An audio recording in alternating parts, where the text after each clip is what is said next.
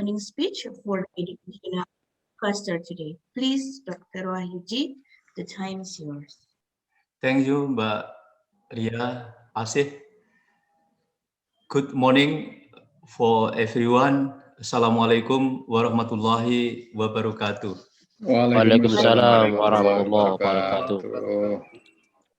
We do hopefully we are very happy to see you all today. You are welcome to this forum, to the international conference.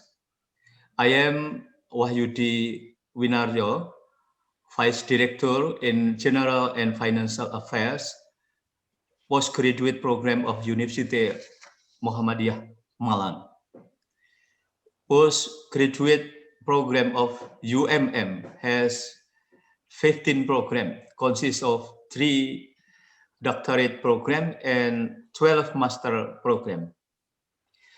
We would like to thank to everyone who joined in this international conference, especially our speakers here, Professor Samsul Arifin as a Vice Rector 1 of University of Muhammadiyah Malang, and also Mr. Dr. Dennis Alonso from Australia, Mr. Professor James L. Peacock from USA, and Ustad Dr. Abdul Haris MA from Postgraduate Program of UMM, and also Mr. Dr. Ismail Mai from Taiwan, Mr. I think Dr. Seri Sin O from Myanmar, and Ms. Tram Pen, PhD. This about international conference, I think is very interesting. The topic is very hot today. We take a tema about under the new normal, challenges and opportunities.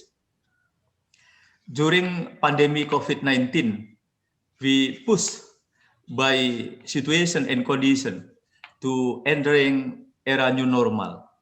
Of course, there are many challenges and many opportunities. By this reason, we conduct this tema in our international conference.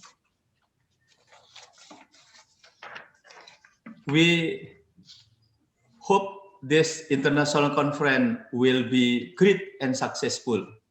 We hope you all will enjoy this program. Have a good time.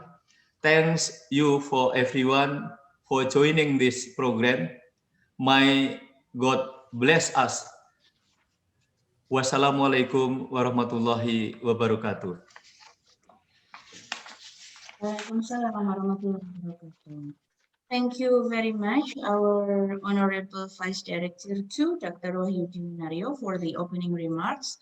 So he welcomes us all and hope that we can enjoy this event with a happy moment, and then we can share our knowledge and also all of the results from our articles and research. Thank you very much, Dr. Wahyudi. And now let's move to our keynote speaker, the Honorable Professor Dr. Samsul Arifin, to give the speech about our theme today under the new normal, challenges and opportunities. Please, Dr. Samsul Arifin, the time is yours. Thank you, Mbak. I think it's not keynote speech, maybe just opening remark. Yeah. Thank you. Bismillahirrahmanirrahim. Assalamualaikum warahmatullahi wabarakatuh. Waalaikumsalam. Waalaikumsalam. Very good morning. Innal hamdalillah la haula wala quwwata illa billah. Asyhadu an la ilaha illallah wa asyhadu anna Muhammadan abduhu wa rasuluhu la nabiyya ba'dah. Rabbi israh li sadri wa yassir li amri wa hlul 'uqdatam min lisani yafqahu qawli. The Honorable, the Vice Director 1, Bu Dia Karmianti, Ph.D., and also the Honorable, the Vice Director 2, who already delivered the opening remark, Mr. Dr. Wahyudi. And maybe I want to say hello also to all of the head of department in the Directorate of Postgraduate Program, Universitas Muhammadiyah Malang, that I cannot mention one by one because I just know Pak Eko, Handayanto, and also Pak Dwi, Priyo Utomo, and Pak Kadir. Yeah. And distinguished speakers, yeah. Actually, I'm very happy because in the brochure there is the great name James L. Peacock. Yeah. Because I know him from just from his book. Yeah. The title is Purifying Faith. Yeah. He researched about the Muhammadiyah, and his book is very popular. Yeah, among the member of Muhammadiyah. I hope I have his book, even though in the translation version, I think.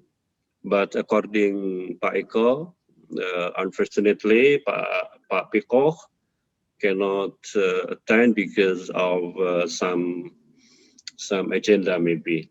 That is okay. The show must go on. And I would like to say hello to Dennis Alonso from Australia. Is correct, Mbak Ria? Yes. Yes. He will be joining any minute. I chat him already. Yes, and also Ismail from Taiwan, and then Trump Fan. Yeah, I'm not sure about my pronunciation. And Sherry from Myanmar, and the last but not least is my colleague, Al-Ustad Abdul Haris. Yeah, Abdul Haris. Besides, he is the invited speaker. He is also the head of department in the doctoral of the Islamic education. I'm standing here actually on behalf of the Rector of University of Muhammadiyah Malang, who asked me to represent him to deliver the keynote speech in this conference. So therefore, I would like to thank to the Directorate of Postgraduate Program for providing me, for giving me the opportunity to be a fairly important and crucial part of the conference. But before I continue my presentation, let's first thank God Almighty for all the abundance of His blessings so that we can meet in a conference, even though it is held as virtually. Ladies and gentlemen, the topic of this conference, as Mr. Wahyudi said, already said, is under the new normal, challenge and opportunities. I think why the topic chosen by the committee, I think because of the COVID-19 pandemic attack a year ago. As we know, COVID-19 has changed many things in our lives, including higher education. In mid-March last year, when the WHO declared that COVID-19 was a pandemic, the number of the patients in Indonesia who were exposed to COVID-19 could still be counted by the fingers. But in the following months, COVID-19 has affected more than infected, I think, more than 1.5 million people in Indonesia.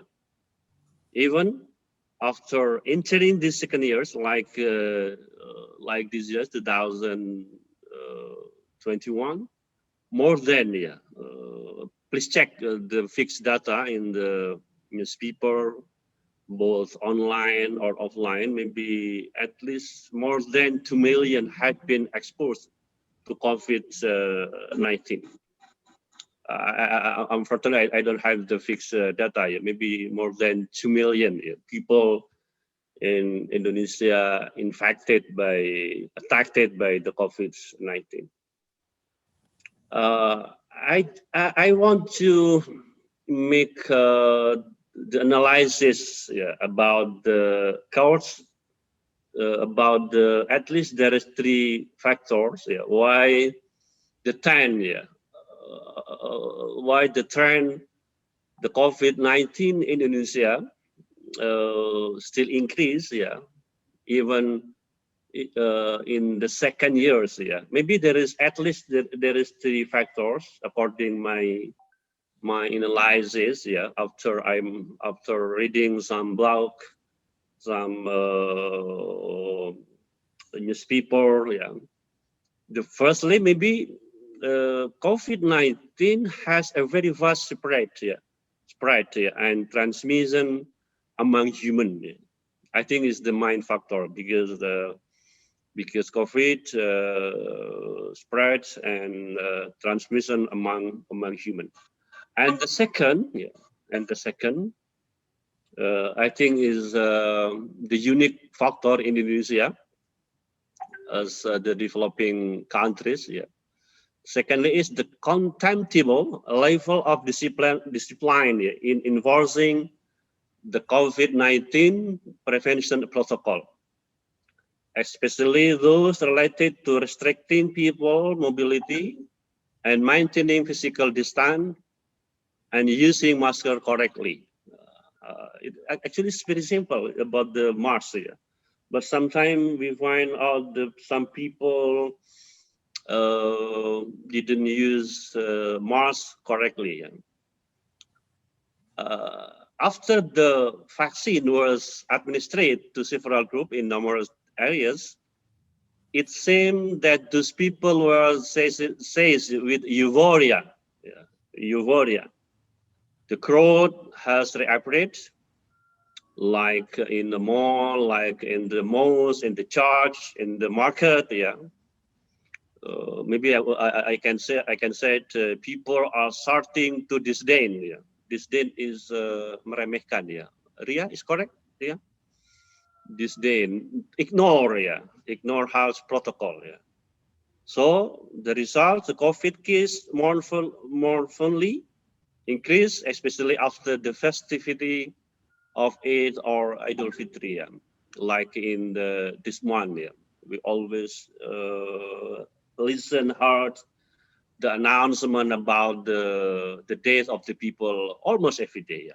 Like already I heard in my village, there is the announcement from the mosque that there is some people already passed away, like yesterday. So always we get the sad news about the death. Maybe some of the people because of the COVID. And the third factor is due to the emergence of the new variants, namely Delta. It's originating from India or UK, maybe from Hinds, from India. Okay, ladies and gentlemen. So what has happened in more than a year? The negative impact of COVID-19 are dramatically visible. For instance, in the field of economic, I think is this issue is Pak Eko expertise.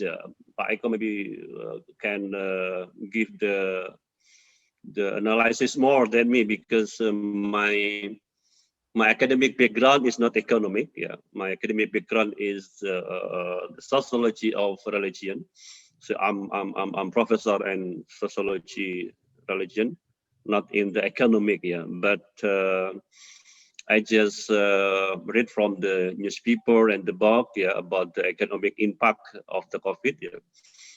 Economic activities, yeah, which mostly require physical interaction involving mass, certainly inclined to accelerate the spread of COVID-19, if not regulated by implementing strict physical distancing. So the immediate problem is that the implementation of the restriction on mobility and human interaction has begun to throw off the business world, which results in layoff and unemployment, which eventually disrupt human survival. Yeah, human survival. I remember the category from the Eric Fromm. I think is Pak Bu Diakarmati Noel about the Eric Fromm. Yeah, he has two categories: survival and trans survival. Okay, another realm that is much affected in education. After COVID-19 became a pandemic, I have the genuine example. My son, for example, and millions of others had to stay and study and from their home. Yeah, like my son, maybe almost 2 years. Yeah, he just studied in his home. Yeah, I think it's very terrible. You know, it has been more than a year that they are restricted to physical meet their friends, teachers, and the school environment. Yeah, studying or schooling at home during the COVID-19 pandemic must be grasped in terms of time as emergency and temporary. Yeah, we all hope the condition is temporary, yeah, not forever, I think. Yeah. As an emergency, not in a normal stance, many aspects of the ideal must be sacrificed. Yeah. Even though the digital ecosystem is starting to form along with the presence of new civilization called by the Industrial Revolution 4.0, setting forth when the COVID-19 pandemic suddenly hits, learning activities can immediately be transferred online. Yeah, like our experience in this campus, we switch online to offline to online. Yeah, but educational still requires physical encounter with various involved parties, primarily students, teachers, and the physical environment of the school. Yeah, yes, yeah. Even though the ecosystem of the digital is sophisticated now, but but for the education world, education activities, we need to meet with our friend, with our teacher, not virtually, but physically. Maybe Pak Wahyudi miss so much, yeah, to to his student, yeah, especially in undergrad, yeah, not in the postgrad, I think. Just for the undergrad, maybe Pak Wahyudi especially miss, yeah, so much to his student, because after COVID came, maybe Pak Wahyudi never met physically with his student. Yeah, it's correct, Pak Wahyudi? Correct, but except when we giving advising about what thesis or yeah. Maybe Pak Wahyudi missed so much, yeah, to the very to his student, I think, in undergrad, I think. of Okay. course, Yes. yes. Especially girls. Yes, Bu Diakarmati Noel about Pak Wahyudi. Okay. I want to add my presentation. Yeah. Of course, online learning is indeed able to direct students to explore various links to find piles of the material being studied. However, online learning in the long run will have a significant impact, especially actually it is Bu Diah Karmeti expertise, especially psychologically on children. Adverse boredom might appear.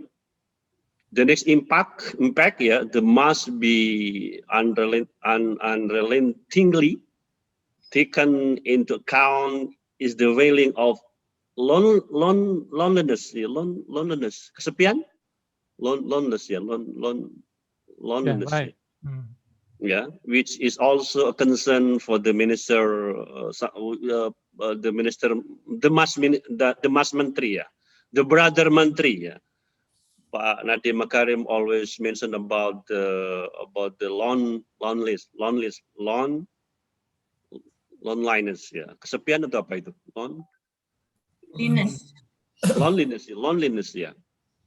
Loneliness, kesepian. Okay. I want to continue. Online learning during the pandemic is part of the abnormal or anomalous phenomena. If it lasts any longer, education will be faced with the crisis faced as experienced in other fields. Online learning is in a substantial quiz as an exigent solution during the pandemic. Of course, ladies and gentlemen, and the audience, still there are many more examples of areas that have been badly affected by COVID-19, like in religion field, for example. Tomorrow, I perform Jumat praying, not in the mosque, but in my office. In the office, the number of the people that follow me maybe just 6, because the mosque is still locked down, because there is the decision from our government to implement PPKM. It is the example. So everything is must change in the COVID era. So we all hope that this COVID-19 will end soon. And there is the fundamental question: how to end it? I think a partial approach will certainly fail to end the spread of COVID-19. We need a universal approach. Actually, universal approach is the form of translation from the pendekatan semesta. Pendekatan semesta. Please correct me, Mbak Riza, Mbak Ria. So I try to translate. Pendekatan semesta is the universal approach in dealing with the COVID-19 seriously. So we need the universal approach, or maybe multidisciplinary approach. Scientific approach is yes. Medicine approach is yes. But we need like the cultural approach. For example, in Maduras, my country, I think we should ask to the Kiai to get involved more, to educate about the dangers of the COVID to the people in Maduras, because maybe almost the Madras people didn't believe to the COVID. For example, when I back home to my Madura, and I'm wearing not only one mask, but the double mask, I get the bullying from them. Well, Samsul Arifin like astronaut, he went to the moon, something like that. So maybe the people didn't believe about the COVID. So that's why, according to me, we need the universal pendekatan semesta, like the cultural approach. the involvement from the leaders, for the religious leader must, we ask to them to get involved more, to educate, to campaign about the COVID-19 dangers. Yeah. Once again, we need the universal approach. So I think it's the last my last point in the speech. Maybe Awan Piliang. Jenenge kok lucu. who's that? Pardon me. For all the Pardon me? participants, can you please kindly mute your screen? Untuk partisipan minta tolong di mute dulu ya. Oh, No, it's okay. It's okay. the distraction from the Yes, the participant. some technical problems. I'm sorry. Yeah, Professor. maybe This one. I think they want to interrupt me, or maybe they ask the question to me. Yeah, maybe They want just to check a little our bit distraction, I think. concentration. Yes. Okay, okay. This is the last my point for the opening remark, or the what to call it, the keynote speech. Yeah. So I think this conference is expected to be able to raise scientific finding that contribute to the overall handling of COVID-19. We hope, yeah. We hope, but not only the scientific, but maybe there is the, what I call it, yeah, the beyond of the scientific finding, maybe, yeah, like the transdisciplinary fields to overcome the COVID-19. Okay, that's all, Mbak Ria. So let's hope and keep trying our effort, ikhtiar, for the world to recover soon. I'm still believe that the terrible situation will be end, yeah, but I don't know. Hopefully this year will be end. If not this year, maybe next year, because I believe that Allah always providing the protection for us. I think that's all. Mbak Ria, yeah. Hello. Okay. Yes. Yeah, Okay. Mbak Thank you. Ria. Thank you. Once again, thank you. Assalamualaikum warahmatullahi wabarakatuh. Enjoy to the conference. Waalaikumsalam. Warahmatullahi wabarakatuh. Maybe very it's too long my presentation. No, it's all right. Thank you very much, our Honorable Professor Dr. Syamsul Arifin. So yes, we are in this together in this challenging condition, and it has been highlighted by Professor Arifin that we have to make a universal approach in which it involves the multidisciplinary work from the scientific and then religion and then also humanistic approach. And this is the thing that we need to unravel in this international seminar by inviting all of the young scholars from this multidisciplinary. So hope that we can work on this together. So thank you very much once again, Professor Arifin. So thank you. And I leave because I should move to the next agenda. Sure. Okay. Thank you so much. Thank you. And please keep your health. Okay. Stay safe, stay healthy, Professor. Okay. Right. Thank you. Assalamualaikum warahmatullahi wabarakatuh. Goodbye. Bye. Right. For the participants, once again, I would like to remind you, please check the chat. Gitu ya, silahkan dirubah namanya. You can check there, ada pembagian paralel di situ. Nah, nama Anda ada di situ. Jadi silahkan diganti room-nya itu ditaruh di depan, lalu diikuti dengan namanya. Misalnya ada di room 4, ya ditulis 4 spasi Mbak Puji, misalnya seperti itu. Karena nanti itu akan membantu komite untuk membagi peserta ke dalam parallel session, gitu ya. Okay, thank you very much. Now we shall go on to the next agenda, but before that, I would like to have an announcement that today we actually invited 6 honorable guest speakers. The first is Dr. Janice Alonso from the University of New South Wales, Australia. He's already here with us. And the second is Professor James L. Peacock, PhD from the United States. Unfortunately, he cannot join us today, but he already shared a video presentation. So the committee will share the video presentation for us to watch together later as a second speaker. And then the third, our very own Honorable Dr. Abdul Haris MA. He's already here with us. Thank you, Dr. Haris. And then he will also deliver a direct speech and sharing his own PowerPoint presentation. And then the fourth, Ismail Mai. Unfortunately, he cannot join us today. So maybe we would like to invite him in another occasion. And then the next, and will be the last, Dr. Cherry Zin Wu from Myanmar. She's already here with us too. And for the last, Tram Phan PhD from Vietnam. Unfortunately, she cannot join us today. So we have our honorable 4 guest speakers today, and each speaker will speak for about 20 to 25 minutes and followed by about 10 minutes question and answer session. So for the participants, you may ask your questions through chat.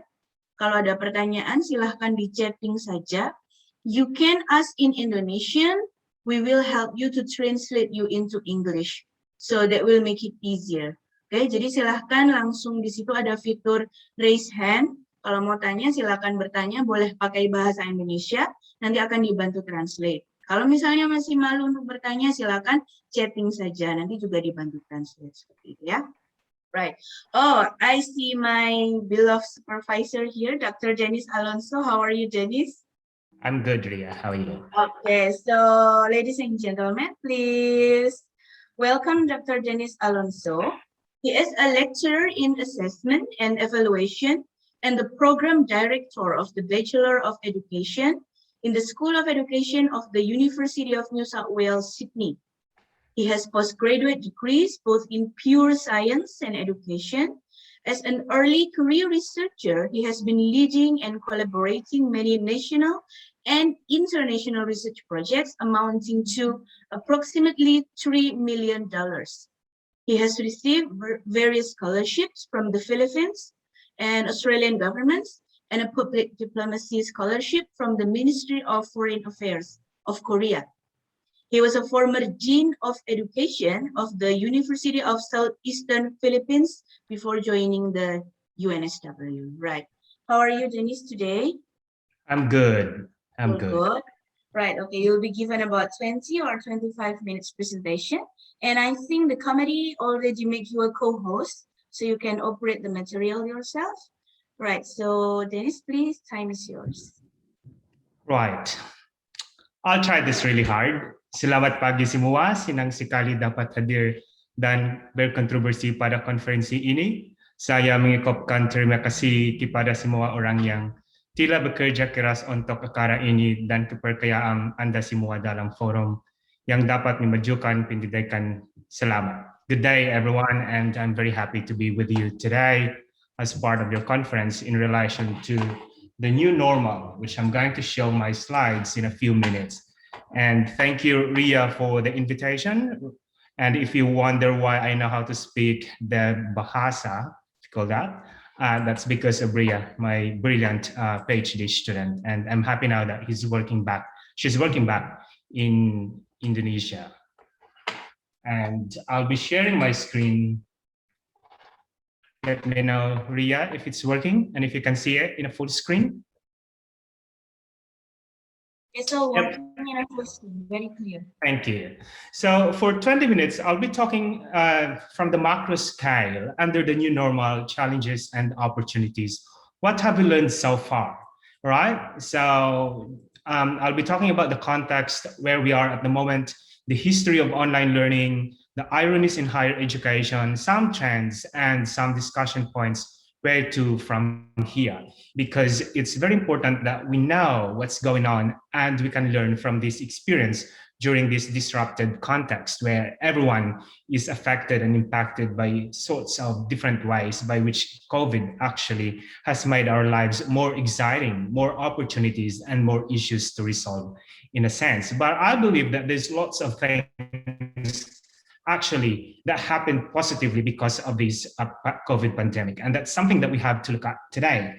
Now, one of the biggest questions really is that what happened with our educational system from primary, secondary to higher education?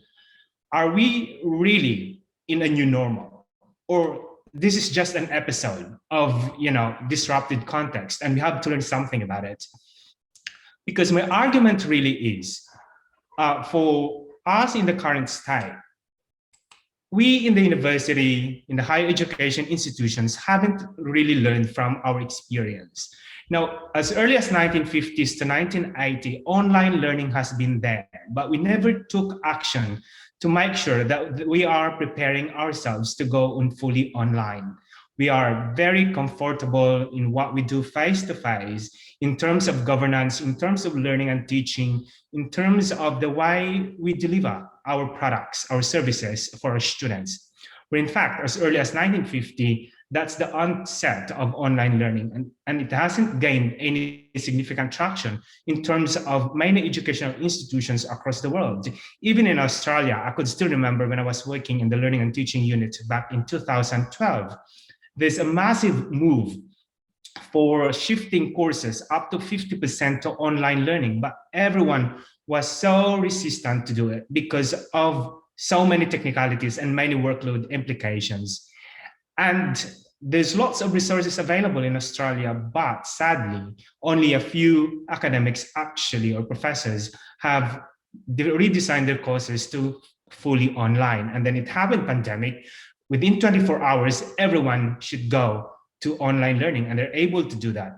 Now, my argument was that the platform for online learning is there, the concept for online learning is there, the pedagogical approach for online learning is there, the governance for online learning is there, the interactions for online learning, the resources have been there for the longest time, but we in the higher education sectors haven't really taught how to maximize and optimize our course delivery using online learning. And we've got this pandemic happening at the moment, and everyone is forced to go online. Even primary school and secondary schools, everyone is now in the online space, which is good for me. That's a positive aspect that happened during pandemic. Like, everyone was forced to rethink, to redesign, and to re-implement everything what we've been doing in the education sector, and particularly in higher education as well. Now, as early as 1976, Open University was launched. But if you look at now, if you look at before pandemic, the year before pandemic, only a few are takers only of the Open University, because we are used to face-to-face, and we thought face-to-face is a good thing. But, in a disrupted context, face-to-face wouldn't stand. And apart from that, the way we respond to these available resources from the 1950s down to the present, there's so many ironies in higher education sectors as well. We always talk about innovation and creativity, but the thing is, are we using these concepts to redesign our higher education institution? Not only with the curriculum, with the program, but with the governance as well. We talk about creativity, problem solving, but we don't really take these concepts and apply them in our own organization. I'm not talking in general, I'm not talking any specific organization, but I'm talking higher education institutions in general. Even here in Australia, there's lots of problems related to innovation and creativity that have emerged during pandemic time. Now, another irony there is we train our teachers about the application of ICT in their respective career, but are we using them? We train business people to do analytics. We train computer software engineers, computer engineers to become, adept with all this ICT technology. But how have we really brought those ICT and use them inside our university, right? We train also people, robotics and everything, but have we used the concept of robotics to look at the context of governance, learning and teaching, and many others that we do in higher education? And the third one, we train professionals for social inclusion, but are we demonstrating our duty of care for both staff and students? And we need to recognize at this current context that the motivation of the students, their engagement is very low. And also we need to look after the social well-being, including the staff well-being. If there's one thing that we really need to look into and reconsider in this present context, we have to consider the non-cognitive skills of teachers, non-cognitive skills of staff, non-cognitive skills of students in this current time, because if they have mental issues, they are socially isolated, then learning and teaching will not occur effectively. That's something that we've been arguing in so many years, that we need to go back to the basic of the psyche or psyche of people for them to effectively improve their learning, to effectively improve their work conditions. Now, I know all of you have been in that space as well during pandemic, that you feel isolated, you find it hard to get motivated to face your computer and deliver online learning activities, because we haven't really demonstrated social inclusion, we haven't really demonstrated care within the organization. Now, what are the trends? I'll be speaking in the 3 levels of trends, from leadership, staff level to the students. Maybe positive or negative, it's up for you to look at. Number 1 there, because of what happened, higher education institutions have greater focus for financial management or financial viability. Time for everyone to look at the financial status of the university, especially those private universities. If you can survive, given only the minimum, revenue from students, lower number of students enrolling. Now, greater reorganization of staff. Here at UNSW, there's more than 479 who got terminated from their job because of pandemic. Now, third, positive, I would say, enhanced focused and effective communication across the institution. Because of what happened, we became, familiar with the use of email, Teams, Zooms, and many other online platforms. But sad to say, because of that, we have series of meetings every single day, because we became too accessible for everyone. Even at midnight, they can set up meeting with you, with my partners around the world. We keep on having meeting 24/7. That's a positive side, but there's also a negative side on that. And the 4th trend there is actually investment on online platforms and resources. Everyone, not only the university, but the schools as well, including family, the parents, and the students, they are investing in online platform and resources for effective learning and teaching. That's something positive. We were able to prioritize what really matters in time of pandemic. And the 5th trend there is in terms of governance structure. There's a question, do we really need an IT support structure in the university where teachers can go and ask, questions related to ICT facilities and how they use it, where students could actually go and ask these people to support them in terms of their access to ICT or in terms of their use. Now, in terms of the staff or the teachers level, there is now a growing teacher acceptance of online teaching, which is true. At the beginning, there's resistance, but we are forced to accept it and use it because the context tells us to do so. Now, another trend there is more focused planning and developing learning resources and lectures. Because of the pandemic, you tend to look at your curriculum now and say, oh, this is not so important. This is more important, and I have to focus more my learning and teaching activities with this content, with these concepts, with these skills that I'm going to teach to my students. So we tend to look at to have a greater focus, and at the same time, we force ourselves to prepare ahead of time so that before it becomes available online, everything is actually planned. So that's something positive that I've been seeing.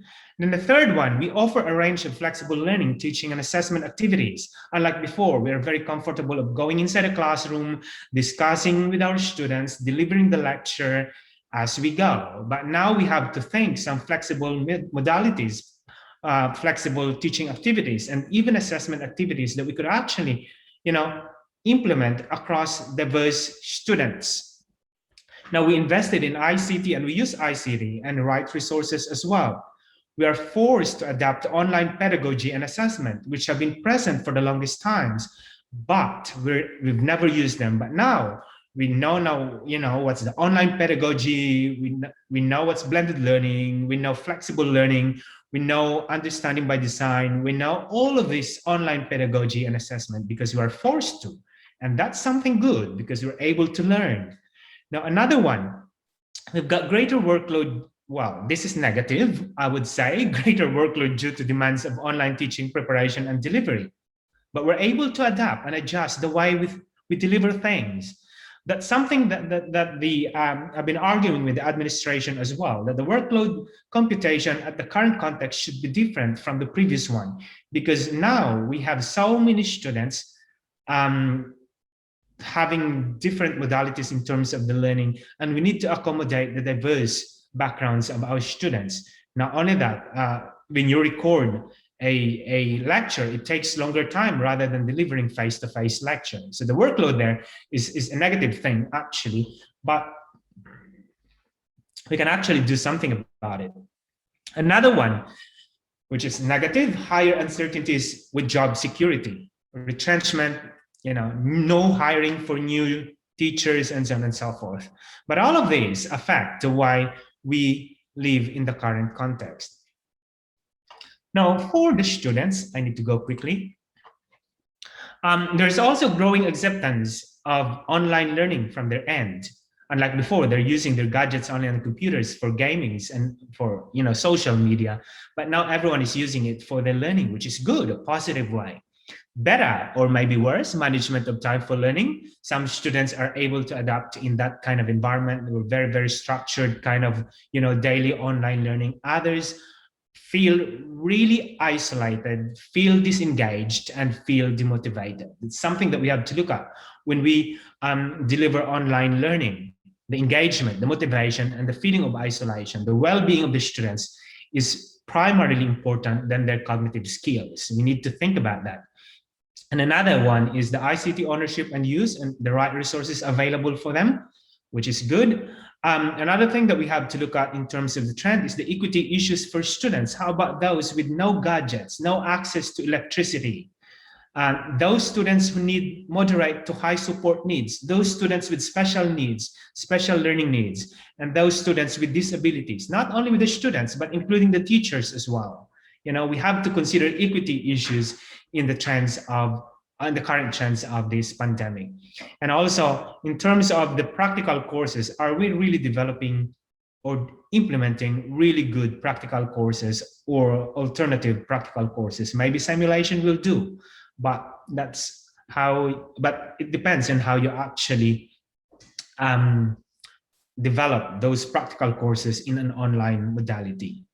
Now, I'm not going to go more about the discussion about the current trends because everyone has specific, experience. You've been reading lots of newspapers as well, listening to the news, and everyone is impacted. Now, the question is, where to from here? As you reposition your university, your own faculty, or your own working space, some of the things that we need to look at actually, what if we'll go back to the old normal, all right? I'm going to use that collocation, old normal. Pandemic will end. What can we learn from this episode of pandemic? Now, I would suggest that we need to evaluate the best practices that we have been doing during pandemic and leverage those for a disruption-proof university. That whatever happens in the future, whatever context may come, it may not be pandemic, it may be something else different that will shake the system, that will shake the way we do our work, that will shake the way learning and teaching activities are being implemented, then our university or higher education institutions are disruption-proof because we have learned from this experience that we have for almost 1 year now. I'm sure there's lots of best practices that you have been implementing. And after the pandemic, we need to leverage those best practices and carry them over onwards for the next few years or so. And another one, we need to look to evaluate the governance challenges in terms of the structure of our university. Do we need more really lots of admin support people? And if we need, what are the roles of admin support people? Are they there because there's no one interacting with them? Now, maybe we would think about admin people as more of an ICT support people, where teachers could actually go, where students could actually go and ask for support in terms of online or blended learning or any ICT related issues. And we are going to evaluate also the financial sustainability of the universities. Here in Australia, we're so much impacted because we are so dependent with international students. We love international students because of their revenue. Now, during pandemic, like thousands of students were not able to come back here. And so the universities around Australia, across Australia, have lost millions of dollars. And that's one thing that we need to rethink. How can we become a financial sustainable university in a disrupted context from henceforward? What will happen? Should we be dependent with all these international students or revenue from students, or should we look for something else where we can actually find revenue? Another one, we need to evaluate the supporting and enabling mechanisms we provide for staff and students. It's not only about the classroom environment. That during pre-pandemic, we're very focused in terms of the learning spaces, making the classrooms really good and the environment really conducive for learning. But that's just one aspect of the learning and teaching environment. What other supporting and enabling mechanisms for staff and for students? Maybe more about their non-cognitive skills, maybe more about their social well-being, about social inclusiveness, equity issues, and many others. And also, we need to evaluate the research outputs and activities, which is very critical for the existence of higher education institutions. Our engagement in research. I know across the world now, every university is on the race to publish more paper, to have more research activities, and to collaborate and to engage with international researchers. But something that we need to understand now in the present context, the research activities are highly impacted, even here in Australia. Now, you might think that the number of publications expected from us went down because of pandemic. No, it actually doubled because of less staff. So we are asked to publish more papers.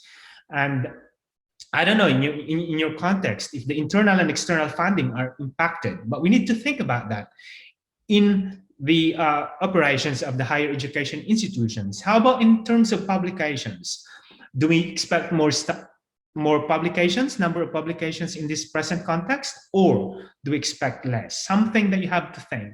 And of course, collaboration. Now, one thing good that happened in pandemic time is that the collaboration across the world becomes more efficient, becomes more dynamic, because everyone is connected to Zoom, everyone is connected to Google Classroom, and everyone is connected with Teams. So collaboration is not impossible now. And even engagement, just like what we're doing now. We exchange ideas through virtual environment. And like before, you pay people to go to your university and speak for 1 hour. But now less amount of, logistical approach needed, less amount of money is needed because you don't have to pay airfare or whatever. So something that we really have to evaluate all these research activities going on and carry forward those positive things that we have learned from this pandemic. There's lots of things. I've shown only a few here, but I'm sure when you do planning within your university, you can come up with more of these issues and trends. And I'm running out of time, so I'm going to stay to go to some discussion points. Now, these 5 discussion points will help you actually initiate a conversation. What will you do from henceforward? Number 1, what would be the governance and strategy going forward from here, after, while having pandemic, and after or post-pandemic time? You have to rethink about your governance and strategy going forward. Do you really want to go back to the old ways of doing things, or do you want to leverage your current practices and to be better for the next few years? Number 2, what are the possible scenarios when the pandemic is over, in terms of the structure of your university, in terms of learning and teaching, in terms of many things in your own environment, even the enrollment system, which is very problematic in Asian countries. Now, what have you learned during pandemic? The enrollment system, how to enroll, access to all the academic records and everything. Now, the third point there, how do we leverage what worked well in this disrupted context, right? There's so many things that are really working well. Communication, one thing. Collaboration, that's one thing. Engagement, that's one thing. Professional development is one thing, and many others. We are all connected now, which is really, really good. And we need to identify all these things that are really working well, and then we're going to leverage that for the next few years. Now, fourth, what practices need to change for a more strategic leadership and effective learning and teaching? Are we comfortable to go back to the old ways of doing things? Or are we comfortable with the present things? Or is there a way to marry what we have now and what we had in the past and move that forward in a conversation to develop a good strategy for effective governance, for effective learning and teaching? And number 5, how are our curricula adapted to changing and evolving context?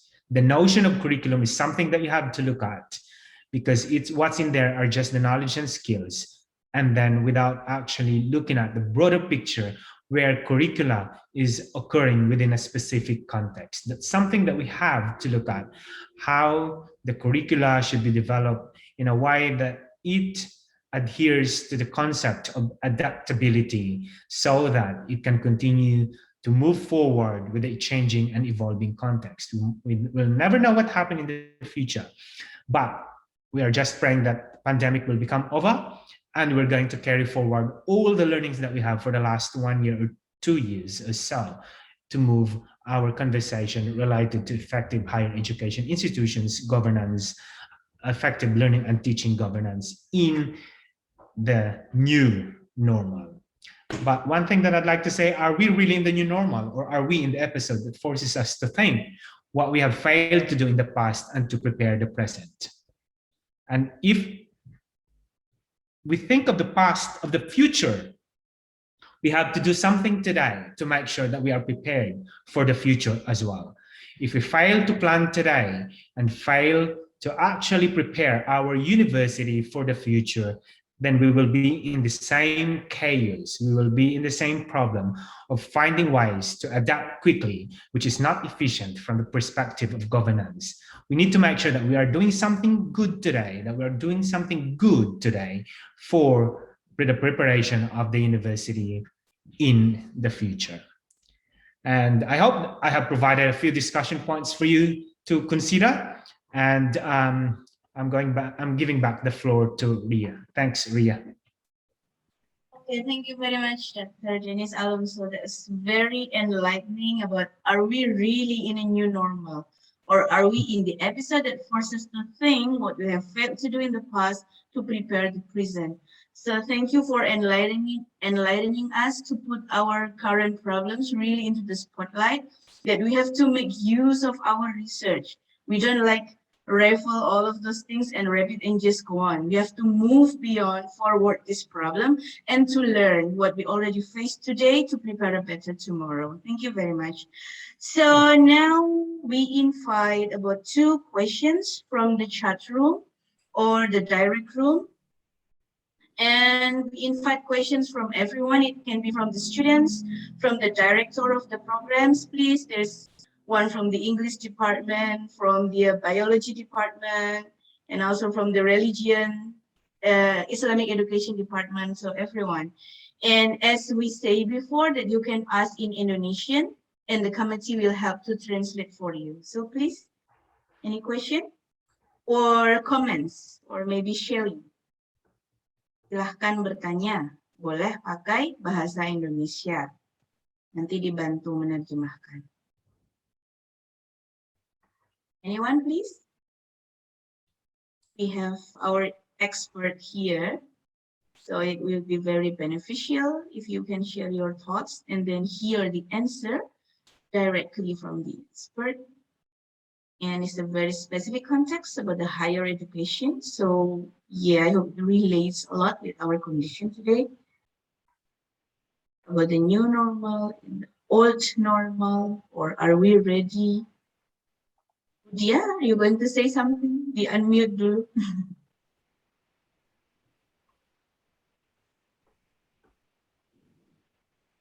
Mic free to open and ask to our speakers. Ya, silakan di unmute mic-nya kalau mau bertanya. Dia kayaknya mau nanya tadi. Sempat di unmute. Buria? Yes. I'd like to ask question to Oh, sure. Dennis. Sure. Please, go on. Okay. Okay, thank you very much, Dennis Alonso. my question is that what is, as you said, that we have what very important challenge, yeah, in terms of or in the field of assessment, yeah. What Australian education has done dealing with the challenges of assessment in this new normal era. Thank you. All right. The delivery of assessment in higher education here in Australia, we always adhere to the context of a concept of rigor and trustworthiness.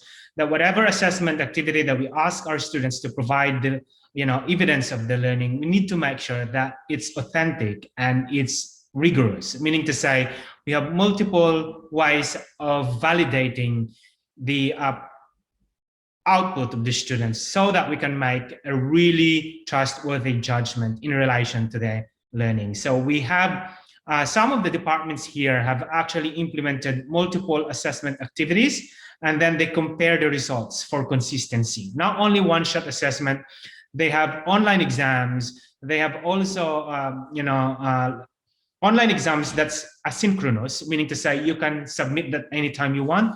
And there's also online synchronous exams. There are essays and there are practical exams that you have to carry on in your house and then record that and submit it. And then you need to make sure that you put them together. The role of the conveners will have to look at the consistency of all those outputs to make judgment. It's not about adding certain percentage for all those assessments, but looking at it and developing a picture of student learning using their professional judgment. It's quite challenging in a sense that you don't really know who's doing the assessment at the end of the computer of the student. But if you can establish, measure to look at the consistency of their output, then it gives you at least certain level of rigor and trustworthiness to make sure that you are making significant decisions related to the learning of your students. Yeah. Okay, thank you very much. I hope I can get in touch with you later after this. Yeah, sure. My email is in, yeah. Okay, thank you. No worries. Thank you, Pak Estu and Denise. Right. Okay, the next question. I saw one in the chat room. How's the government's efforts to ensure the condition are in a new normal condition? So since we are in a different government, like you're in Australia and we're in Indonesia, like maybe you can share some of the best practices of the Australian government to ensure that they are in a new normal condition, and how do they work from the macro level and down to the institutional, and so that society knows that we are in this together. Thank you. Okay. The universities in Australia are suffering big losses in terms of revenue, and to run a university here in Australia requires billions of dollars, very expensive. And so what the universities are doing actually is they have developed a white paper or a position paper, a discussion paper if you like, and then they are in constant negotiation with the government, the federal government, for support. But until now, there's no response yet. But every single month, they go there and lobby for support for the government. And that's something that you can do actually in Indonesia. Rather than waiting for what the government will give you, you have to come together as not a consortium, but in a way that you are collaborating with all other universities. The presidents of the universities will have a position paper and then discuss that with the government in terms of asking for support. Because if you're just going to wait for the government, nothing will happen. It should come from you. Bring your concerns to the government, but you need to make sure you develop a really strong discussion paper, send that to the government and make an appointment with them, discuss the pros and cons of the current context, what are the things that you've been lobbying for, what you are asking for support so that you can recover. So that's my advice. Unite as universities, if not across Indonesia, maybe within your region. How many universities do you have there? And write a position paper and negotiate with the government any support that you need and you feel that your university could actually, that the government could actually help you. Yeah. Thank you very much, Janice. Oh, I see a new 2 questions in the chat room. Maybe this is the last questions, okay? So the first is, it's in Indonesia.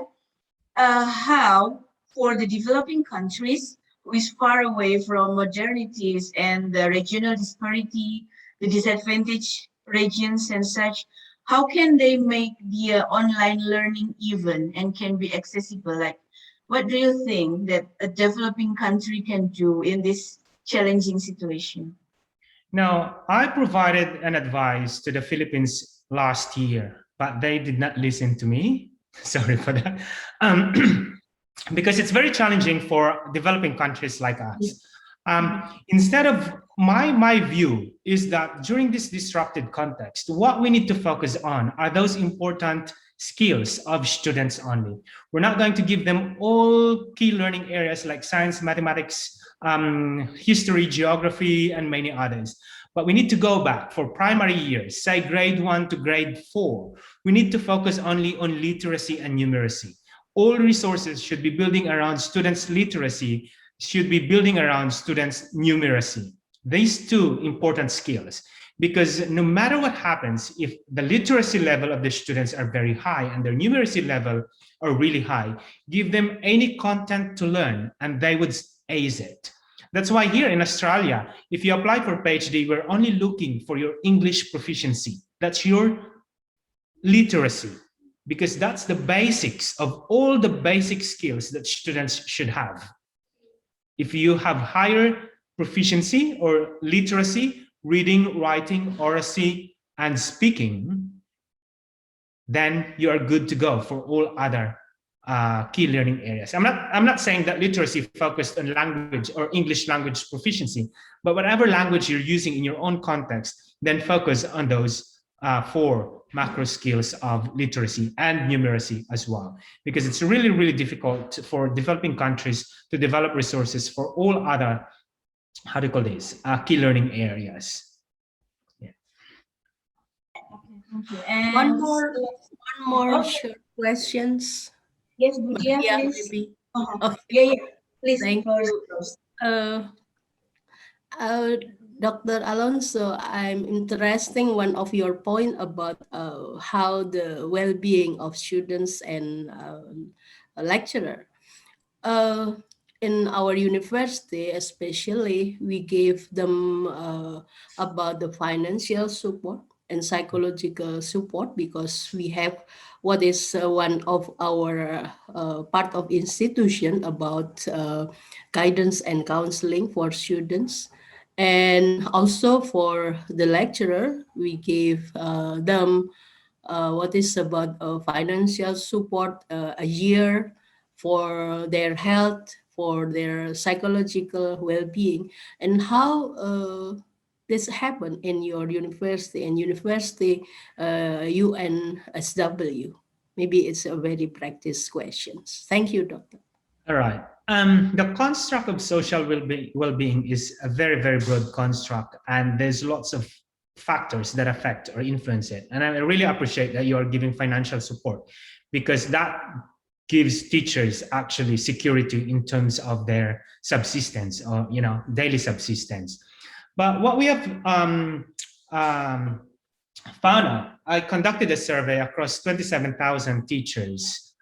Their well-being is influenced by their adaptability, the way they adapt to change, and then their self-perceived self-efficacy, which is the thesis of Bria about in relation to self-efficacy.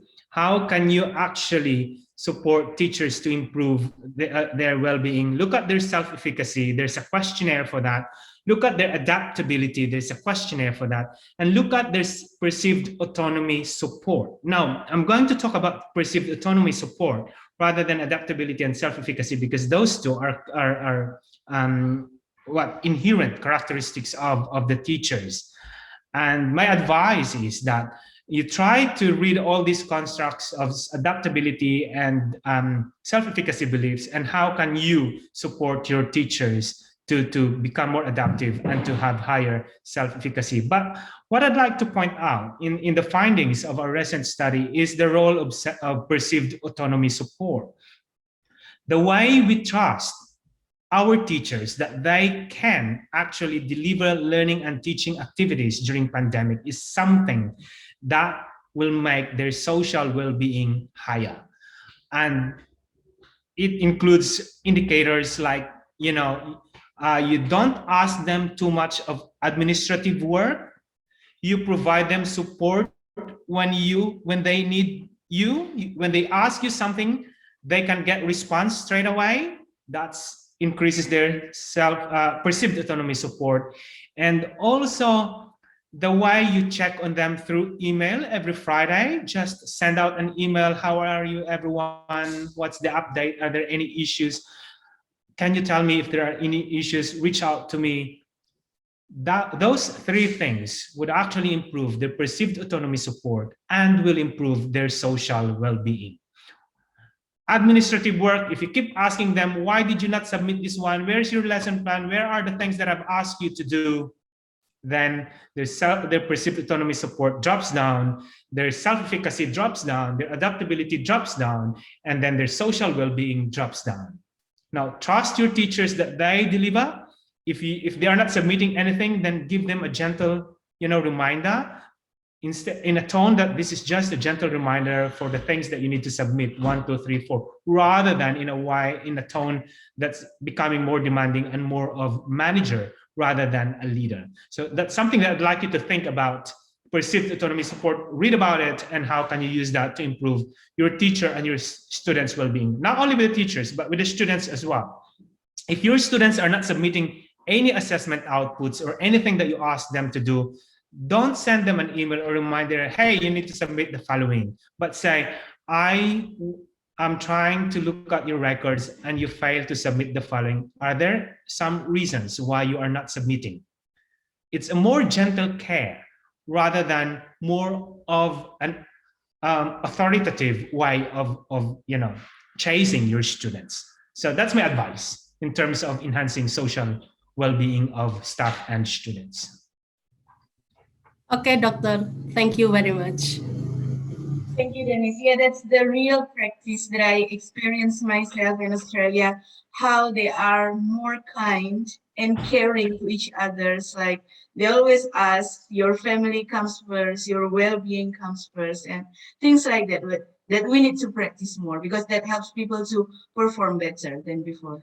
Right. And just to point out, Ria was able to finish her PhD in the time of pandemic. During the lockdown in Australia, she was able to finish and complete her PhD on time. And that's a really good case study on her part, because we're not chasing her. We're just reminding her, Ria, submit us your draft. And if there's any issues, tell us. That will impact your timely completion. And she's able to do that ahead of time. Well done, Ria.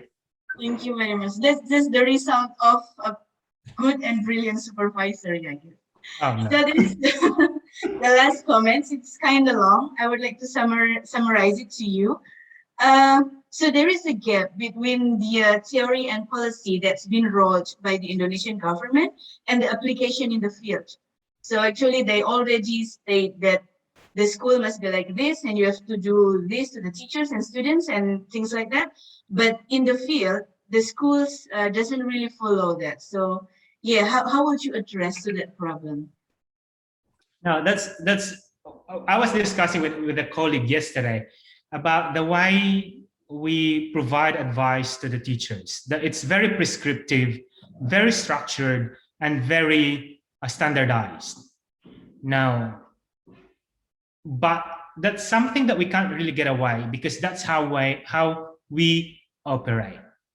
But the way we receive this information, it's the role, if it's in the context of primary and secondary school, it's the role of the principal to filter this information and to take that into action. What's needed what's their context, reflect what's their context, try to look at their activities in relation to this, what are the strengths and weaknesses in relation to this mandate, and then do something, specific action plan. Now, for higher education institution, it should be the role of the leadership team, the directors and the deans to come together and discuss these policy directives and reflect on your contexts, on your current practices, on your strengths and weaknesses, and lay out a strong strategic direction for the university to follow. Do not overwhelm your teachers that we have to do all of this 1, 2, 3, 4, 5, 6, 7, 8, 9, 10, but rather take a strategic action one step at a time. Because the way you receive that, filter that, and strategize matters very, very well. We know that there's a disconnect between theory and practice, but as members of the leadership team, you can do something about to make sure that this policy mandate is understood by the teachers and acted on by the whole university in a more strategic way, I would say. Right, okay, thank you very much, Dennis. I guess that's all of the question and answer session. That was a very enlightening and inspiring presentation. Thank you very much, Dennis. And you attract lots of questions. I guess we can invite you again sometime later in the future. Sure, anytime. Okay, right, okay. So thank you again, Dennis. Now let's move to Thanks, our everyone. okay. Now let's move to our second presenter, Professor James L. Peacock, PhD, from the United States of America. So the committee already prepared the video record of Professor James Peacock because he cannot be with us today because all of the time zone difference, but he already prepared. He will perform together with his wife. But before that, let me introduce you to Professor James Peacock. Is a Kenan Professor of Anthropology at the University of North Carolina, Chapel Hill. He was the president of the American Anthropological Association from 1993 to 1995. In 1995, Professor Peacock was inducted into the American Academy of Arts and Sciences. He earned a bachelor degree in psychology at Duke University in 1959 and went on to earn a doctorate in social anthropology from Harvard University. His research has focused on the USA South and Southeast Asia in relation to history, memory, and global issues. His visiting professorships have taken him to Princeton University, Yale University, Oxford University, University of California, San Diego, and the Institute of Southeast Asian Studies in Singapore. That's very high-level universities, all of them. Dr. Peacock has authored or edited more than 15 books, including the widely taught overview, The Anthropological Lens. His articles, papers, reviews, commentaries, and other writings number in the hundreds. Between 1995 and 2019, the last 2 years, he received at least 11 awards. So please, the committee, could you please assist us to broadcast the video from Professor James Peacock?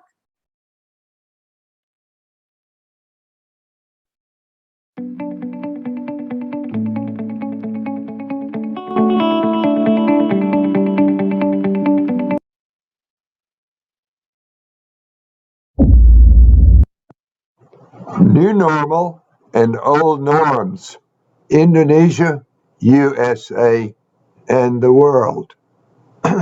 Consider 3 events: Gestapo, the pandemic, and climate change. Each is extremely destructive.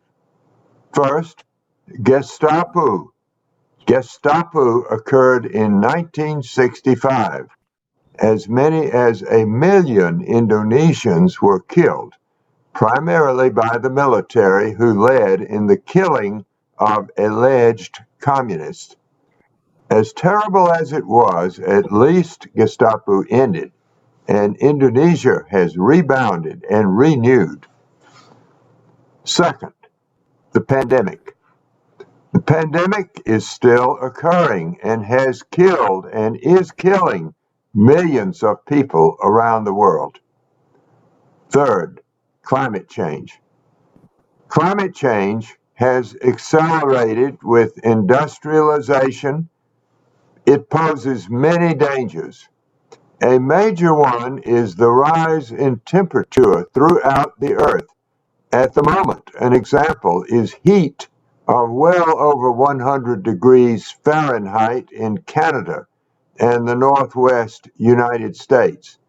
Extremely high temperatures are occurring widely in the world, even in the Arctic and Antarctic. Ice is melting, endangering polar bears and ecology. Who is to blame? We are. We human beings. We have relied on coal for heat. We are cutting down the forest, growing in population, destroying our planet, which is our only home. What should we do? Who should do it? And how? First, what should we do?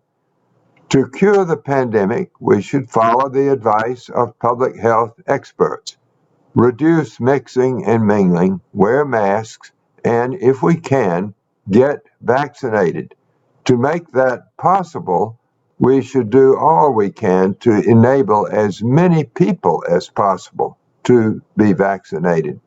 This entails making the vaccines available and encouraging all who can to be vaccinated. Gestapo concluded, but conflicts continue. These include conflicts among nations, ethnic groups, and religious groups. Examples include the Chinese treatment of the Uyghur, who are Muslims in Western China, conflicts between the Taliban and non-Taliban in Afghanistan, and continuing discrimination against minority groups in the USA and everywhere. An important book by Sudibjo Marcus, a member of Muhammadiyah, traces conflicts between Christians and Muslims over the centuries, since the Dark Ages and colonialism, and he concludes with efforts by both Christians and Muslims to make peace. Finally, climate change, the worst danger. Climate change poses dangers not just for humans, but for our entire planet. We risk extinction not only of living creatures, including humans, but destruction of the earth itself, that is, Mother Nature, dunia. What can we do to save the earth and all who dwell within? As we know, many organizations and individuals are working to save the earth. Muhammadiyah is doing so. So are governments. For example, Jimmy Carter, former president of the USA, began and led efforts to fight climate change and to save the environment.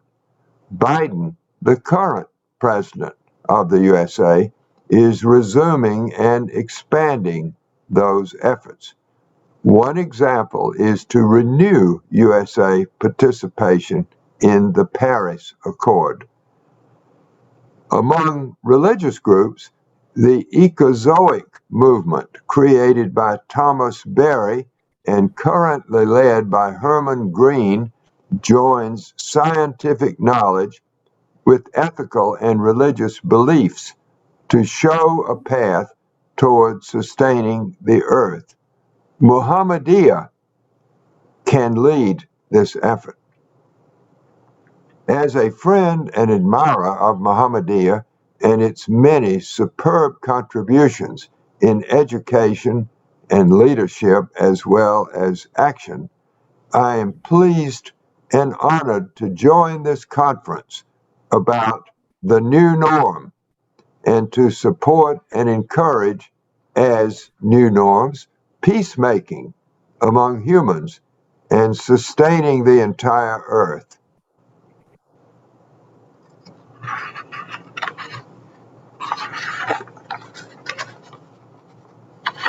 To conclude, Florence Peacock will sing. This song is from Java. It was sung by the Sultan of Mataram, the kingdom based in Yogyakarta, the birthplace of Muhammadiyah. Kiai Haji Ahmad Dahlan, the founder of Muhammadiyah, was an official in the palace mosque in Jogja. The Sultan of Jogja invited Dahlan to visit, and he dimmed the palace lights in respect. The song to be sung now is Like My Speech. It tells us what we should do.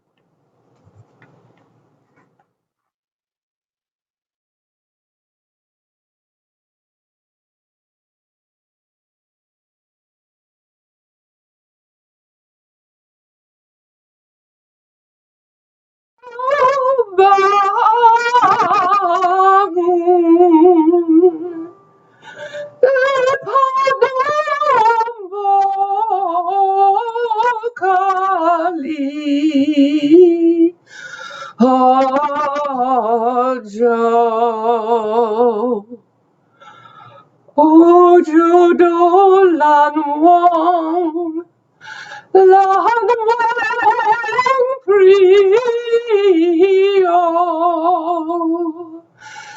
gerameno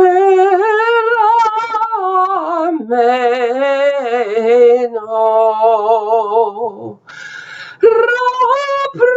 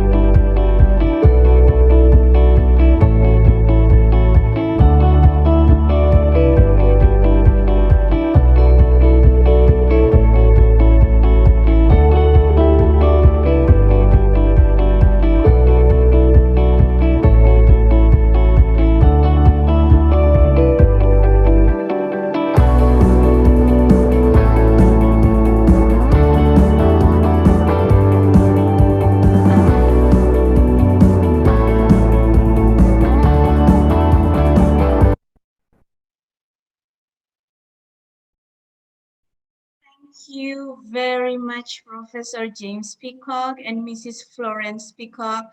That was a very moving message that we are, as a human being, that we have to work together to live in peace and harmony.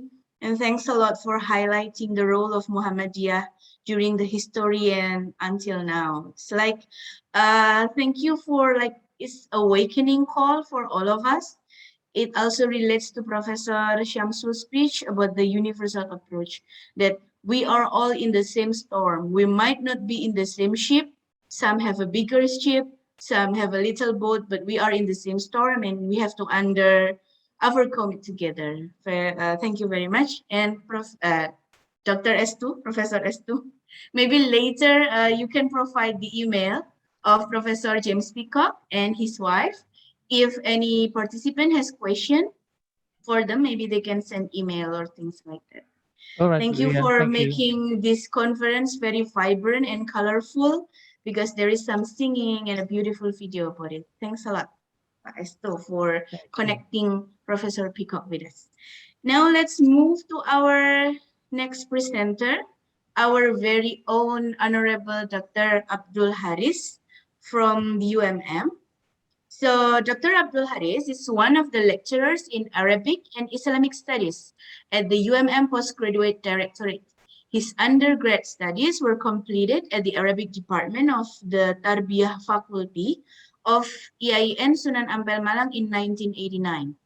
In 1991 to 1994, he stopped by in Cairo, Egypt, and studying at Al-Azhar University in Cairo and Al-Ma'had Al-Ali Al-Dirasah Al-Islamiyah Cairo.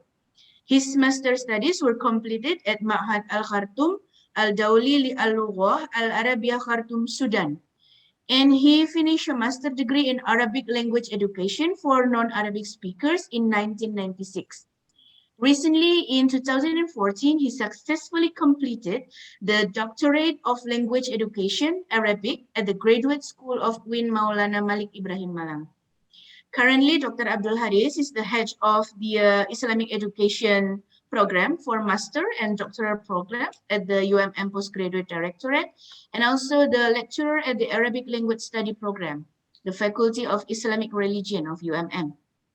Some of his books that have been compiled are Cara Mudah Membaca dan Memahami Teks-teks Bahasa Arab in the 12-Hour System, and then Bahasa Arab untuk Jamaah Haji in 2004, Cepat Bercakap dengan Bahasa Arab, Dasar-dasar Tanya Jawab, 5 Langkah Jitu Membaca Kitab Gundul Teknik 234, Al-Muyassar fi Al-Qur'ah in 2016, Al-Muyassar fi Al-Kitabah in 2016, and the last Al-Qur'ah li Fam Al-Nushus Al-Lughawiyah by the UMM Press in 2019. That's a series of books that he has produced and also the brilliant achievement since the 1990s. So Dr. Abdul Haris, the time and floor is yours. Please kindly share your materials. Okay, thank you, Furia. Let me share my screen.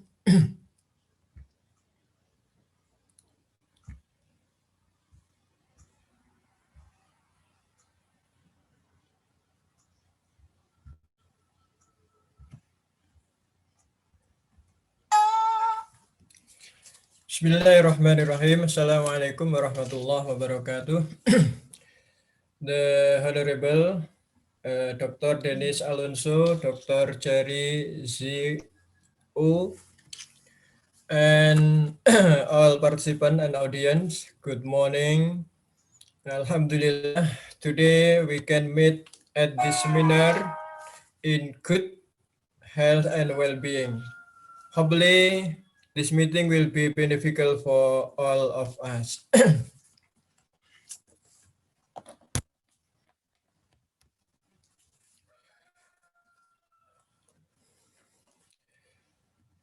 My paper entitled Strengthening the Education Ecosystem in the New Normal Era. Before I deliver my presentation, I would like to emphasize the term of strengthening the education ecosystem.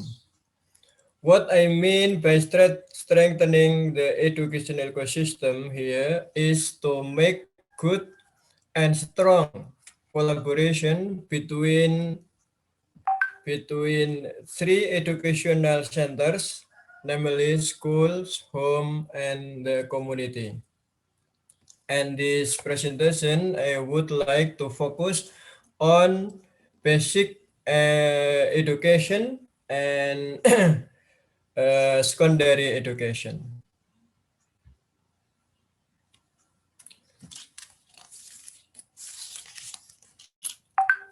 November 2019 was the starting point of major change in human life.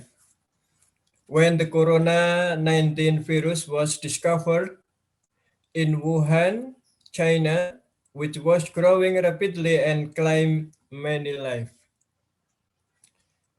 The rapid spread of the coronavirus to various parts of the world has had a hard impact on various aspects of life: heat, sickness, bankruptcy, jobless, and sick leave, fear, etc.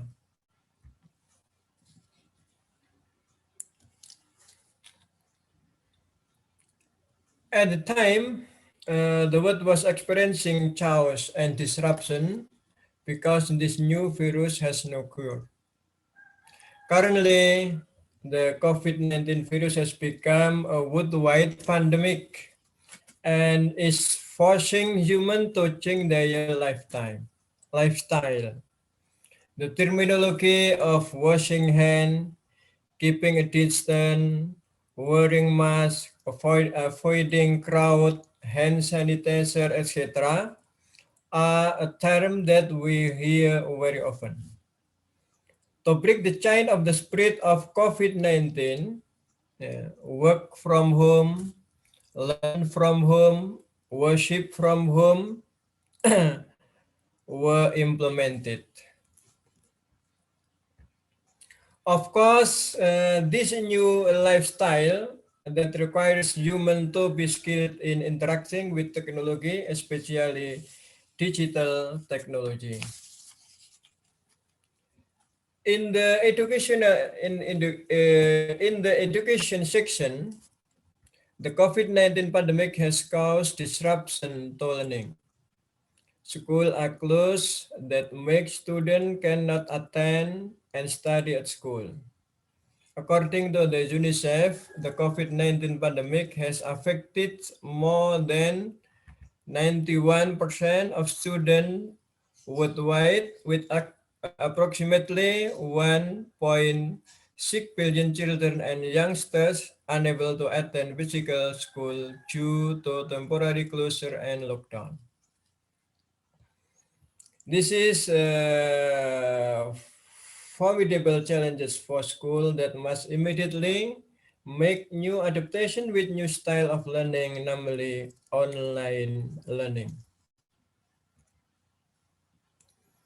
Online education is an option. In mid-March 2020, the Ministry of Education and Culture implemented a policy of studying from home. To support this program, the ministry provide what called with portal Rumah Belajar. Besides this, the ministry also joined forces with 6 online learning platform, Smart Classes, Kuiper, Google Indonesia, Sekolahmu, Zenius, and Microsoft.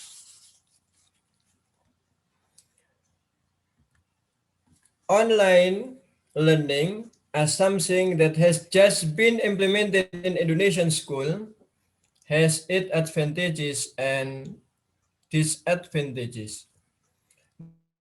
The advantages of the online learning is learning can be done everywhere. Yeah, we can do teaching and learning wherever we want and whenever we want. Yeah. Second, easily accessible. Yeah, we can get teaching, get learning by using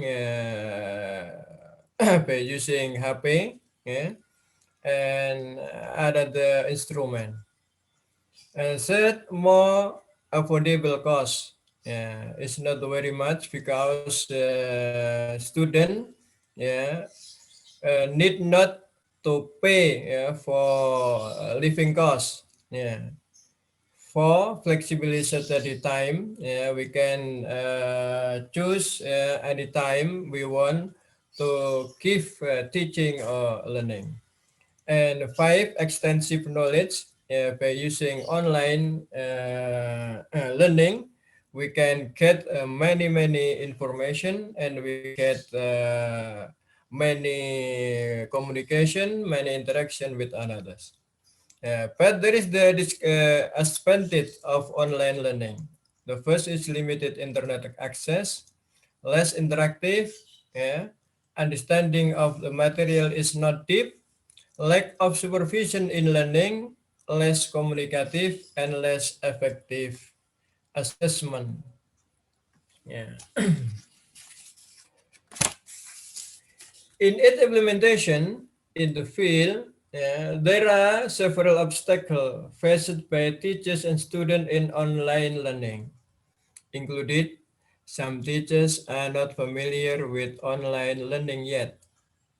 Not all teachers can do with internet, can do with digital digital technology.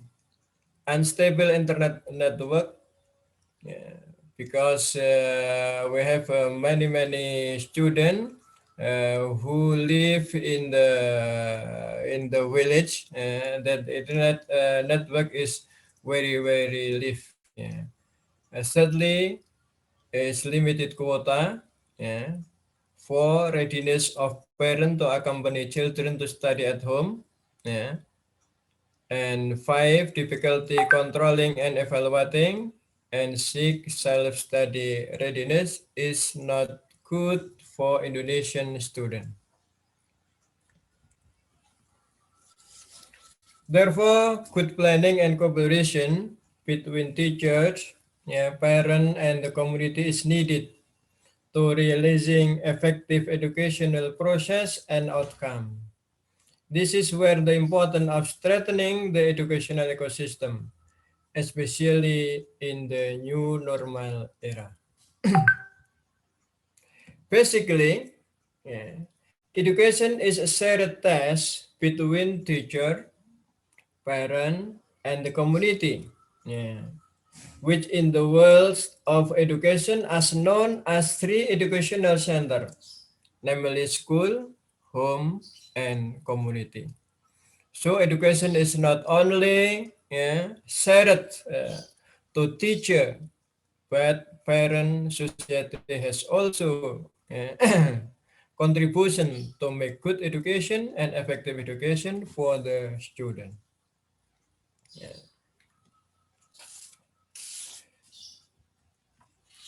But in reality, so far, education is only borne by school.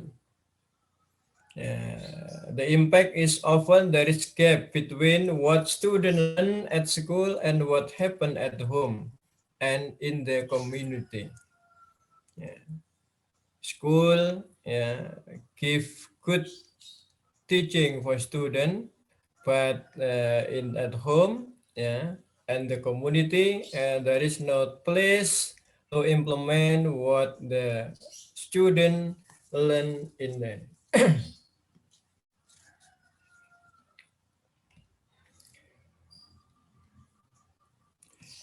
So it is time to share rules that support each other in order to realize quality education, especially in the new normal era.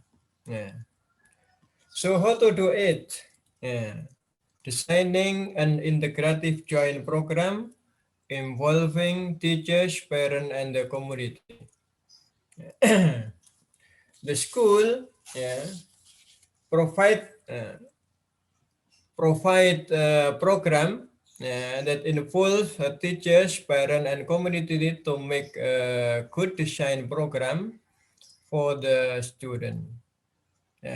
Like the school, the job of the school is control all aspects of learning, cognitive, affective, and motor domain, with emphasis on cognitive aspect.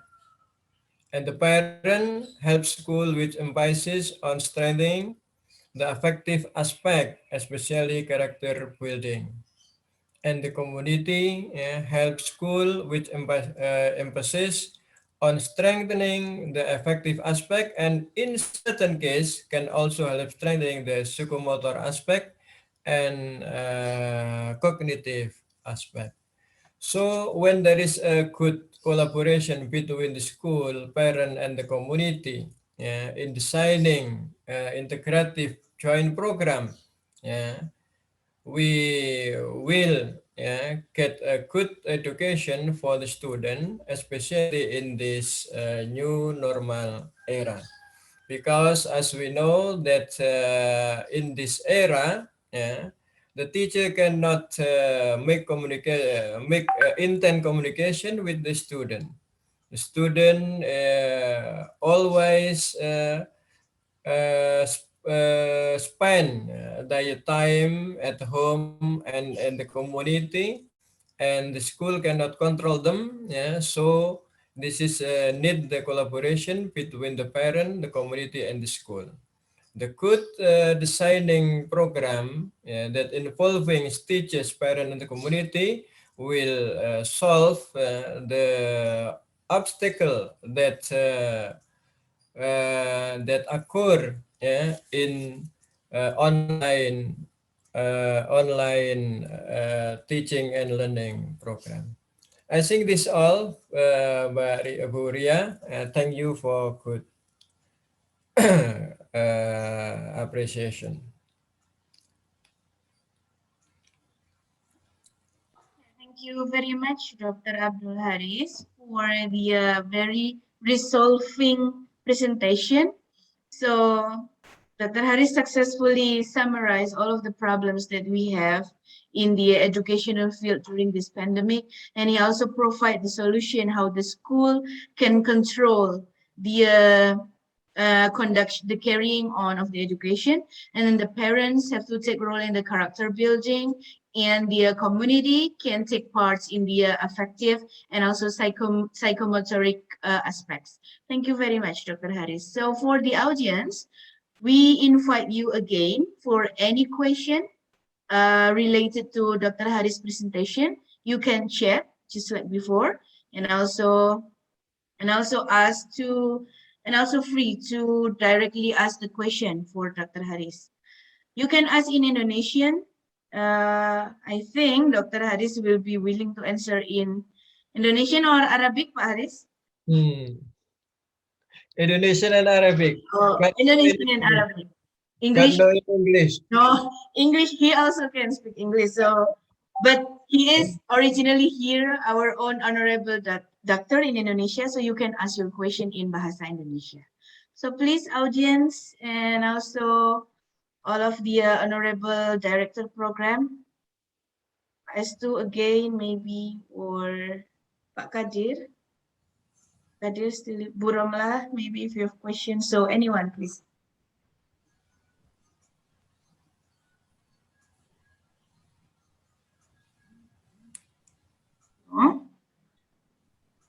So you can ask question about the interactive roles between school, parents, and community in making effective education during this pandemic era. Because Dr. Haris already summarized, sudah meringkas all of the problem that we face during this pandemic in education. And he also proposed the solution. Sudah memberikan solusi how school can take control and what parents should do, what community should do. And maybe if you want to extend your question or sharing your experience, maybe some of you are parents or teachers, pasti ada beberapa yang guru atau orang tua. You can share your experience or concern. So please here you can talk to the expert. He will provide you the resolution that maybe you can practice at home. Mungkin ada kesulitan saat menunjang pembelajaran, baik sebagai guru, orang tua, atau komunitas. Jadi silakan ditanyakan atau berbagi pengalaman. Yes. Okay. I'd like to ask question to Professor Haris. Okay, Professor Haris, I think in our country, Indonesia, we have hundreds or even thousands, of Islamic education institutions, from various levels, Now in the pandemic era, like now, as we are, what is happening, can you describe maybe the problems, whether the problems are the same, between what basic levels or secondary levels or higher education levels, like that? Can you explain about that, Professor Haris? Thank you. Okay, Dr. S2, I would like to answer with Indonesian language. Pak S2, never mind. Yes, that's all right. That's better, I think. That's all right. Jika tidak salah menangkap tadi yang ditanyakan adalah apa problem yang terjadi di sekolah mulai tingkat dasar, tingkat menengah sampai perguruan tinggi gitu, Pak S2 ya? Iya, Pak, betul, Pak. Iya, betul.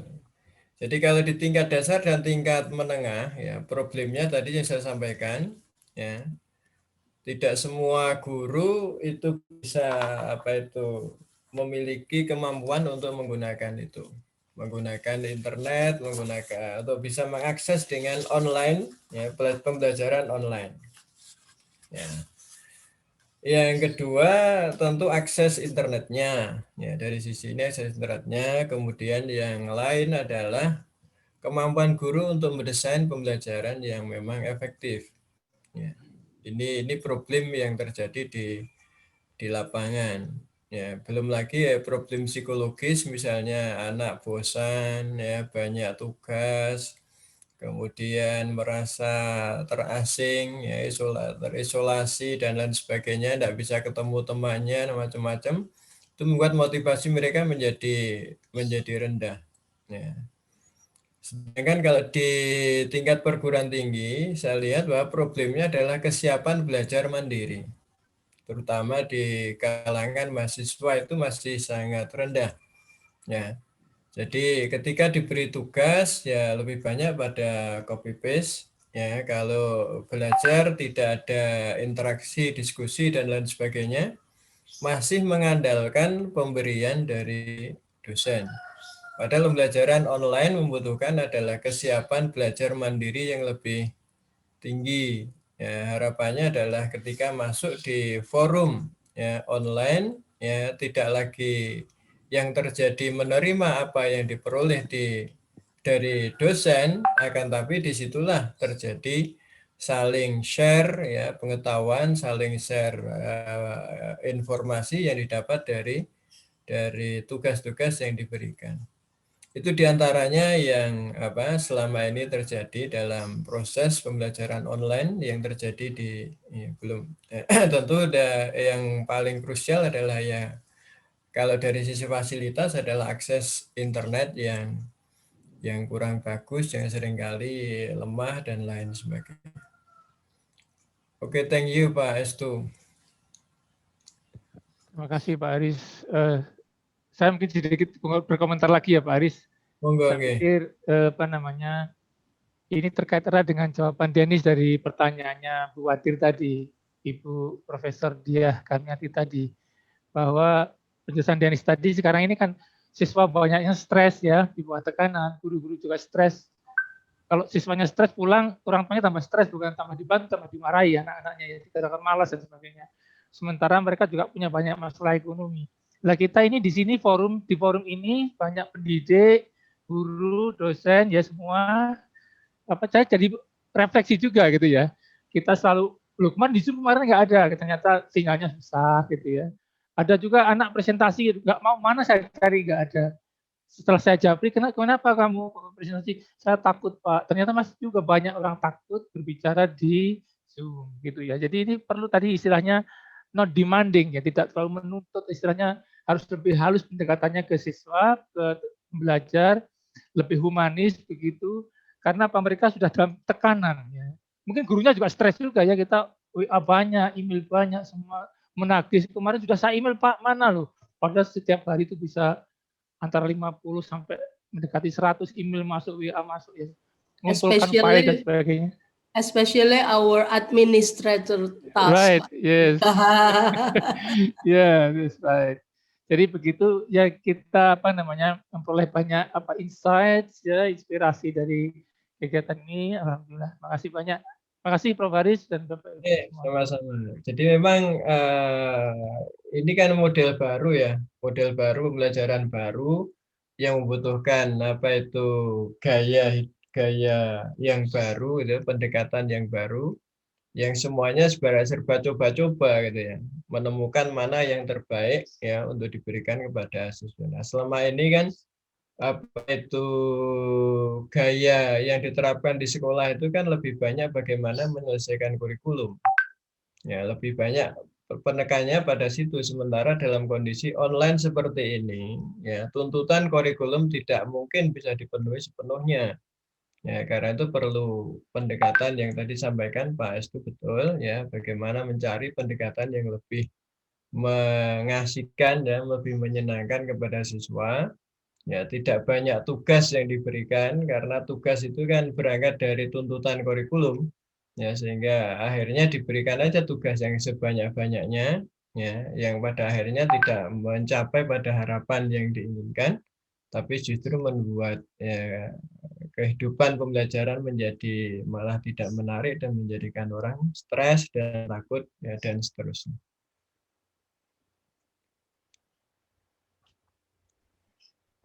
Thank you, Pak Haris, Pak Estu, and Budia. So, any other question? Silahkan bertanya dalam bahasa Indonesia. Let me help summary because we have participants. Yes. May I add something? Right, sure. Mbak Siska. Ya, maaf pakai bahasa Indonesia saja ya. That's alright. Enggak maaf, enggak apa-apa. Baik, Assalamualaikum warahmatullahi wabarakatuh. Apa kabar Pak Haris? Sehat ya Pak Haris? Dosen di semester 1 kemarin Muhammadiyah. Aduh, Jadi saya sangat yes, I am very happy gitu, ternyata di sini ada Pak Haris. Dan kebetulan yang Pak Haris jelaskan tadi tuh relate dengan research proposal saya yang akan saya ajukan untuk menjadi judul tesis, yaitu tentang beberapa obstacle ya di dalam online learning, terutama di kota Sorong, Papua Barat gitu Pak Haris. Nah, yang ingin saya tanya nih ke Pak Haris ya, kalau kita di Jawa itu yang saya cermati, online learning itu banyak sekali masalahnya, itu yang di Jawa ya, yang notabene tinggal di kota besar, fasilitasnya lengkap, itu pun between teacher and students itu masih banyak banget obstacle-nya. Nah, apalagi Pak Haris ya, ini di kota seperti Sorong, West Papua, sebagai remote area di Indonesia. Jadi obstacle-nya lebih banyak lagi. Yang saya ingin tanya tuh gini Pak, bagaimana trik untuk teacher di sana supaya bisa meminimalisir gitu kesulitan-kesulitan yang ada. Contohnya adalah mungkin kalau kita ingin menyampaikan materi itu masih bisa bekerja sama dengan parents di rumah ya. Tapi yang paling sulit adalah mengukur keberhasilan mendidik psikisnya gitu loh Pak, attitude-nya gitu maksudnya. Nah itu gimana? Kan kita tidak bisa rekayasa ya hal semacam itu ya. Artinya kalau contoh misalkan ketika anak-anak itu offline learning, itu kita bisa kontrol. Misalkan ada yang berbicara kasar, kita bisa ingatkan, terus gitu ya Pak ya, akhlaknya segala macam bisa kita perhatikan. Tapi kalau di rumah kan kita nggak tahu gitu loh.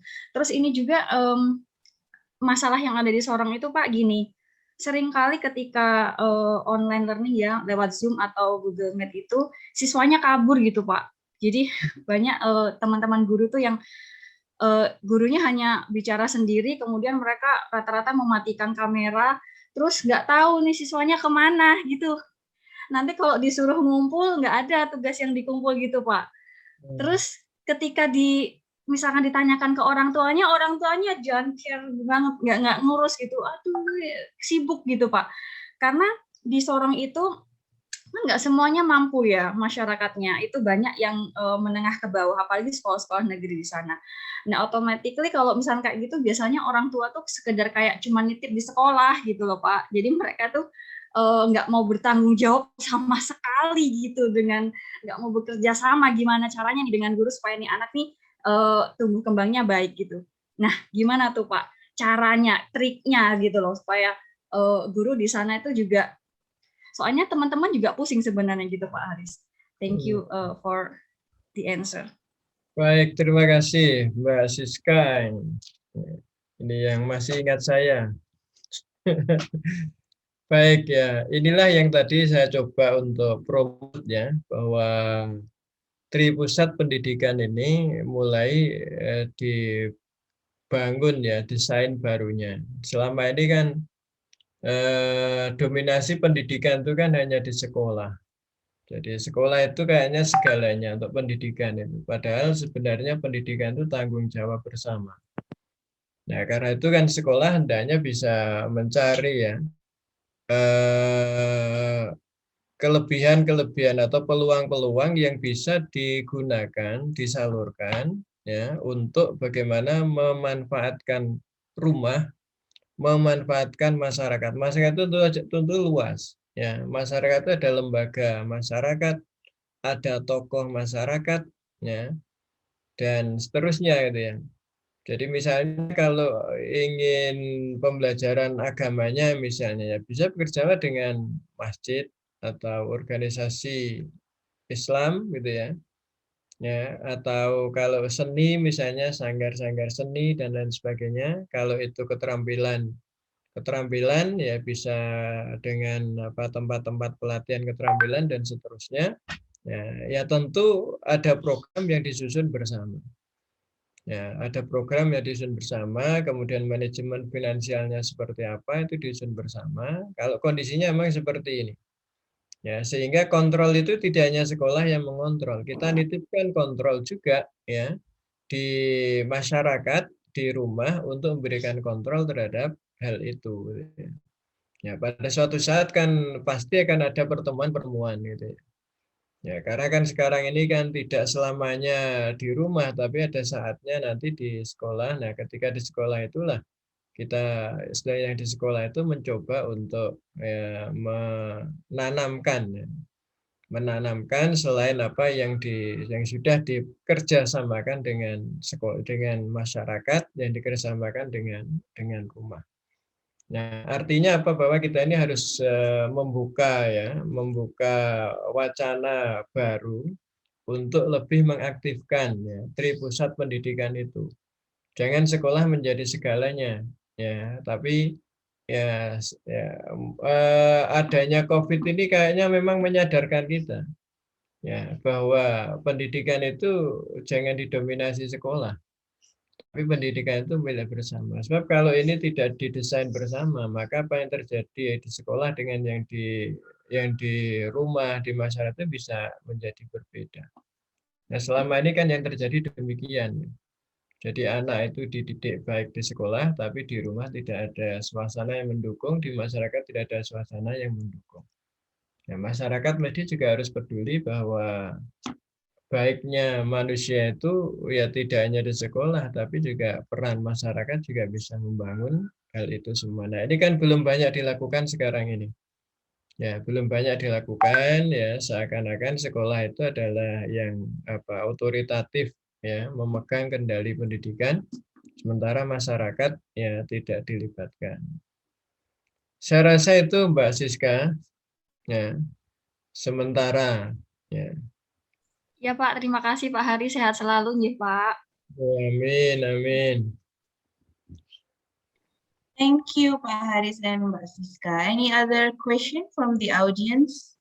We still have one slot for one question before we move on to our last presenter. No? Tidak ada? Okay, then I think we shall go on. Before I introduce you to our last presenter, I would like to remind once again for the participants. Saya ulangi sekali lagi ya, silakan dicek di chat. Itu ada pembagian paralel class. Please find your name and then change your name on the screen. Silakan dirubah namanya. Kalau misalnya ada di room 1, namanya siapa gitu, berarti 1 spasi tulis nama. That's only for the education clusters. Jadi untuk mahasiswa magister bahasa Indonesia, bahasa Inggris, pedagogi, lalu matematika, biologi, dan pendidikan agama Islam. Untuk yang lain yang berasal dari sains atau social science, seperti psikologi, lalu sosiologi, agribisnis, hukum, itu tidak usah merubah nama, tidak apa-apa, karena giliran Anda masih Sabtu depan, seperti itu ya. Yang dari jurusan kependidikan, silakan dirubah namanya sekarang. Jadi nanti setelah presenter terakhir, kita tinggal, panitia tinggal membagi-bagi Anda ke dalam ruangan bersama dengan pendamping ruangan. Okay? Right, okay, now we shall move on to our last presenter, Dr. Cherry Zin Wu from Myanmar. So, Cherry Zin Wu, PhD, is a lecturer at the Department of Educational Psychology, Yangon University of Education, Myanmar. She is a recent PhD graduate from the School of Education, Faculty of Arts, Design and Architecture, UNSW, Sydney. During her PhD, she has been awarded the Research Student Award and the Exceptional Achievement Grant from UNSW, Sydney. She has published several papers in various index journals, including the newly published systematic review paper in Q1 journal. She also works as a reviewer for the annual meeting of the American Educational Research Association, or AERA. So please welcome Dr. Cherry Zin Wu. We already made you co-host, so you can share your own material. She is going to deliver a topic that is related to your life as a university student about research during pandemic. Is that correct, Dr. Cherry? Yeah. Yes, right. Okay, so time and floor is yours. Please kindly share your material. Yeah. Thank you, Ria. Yeah.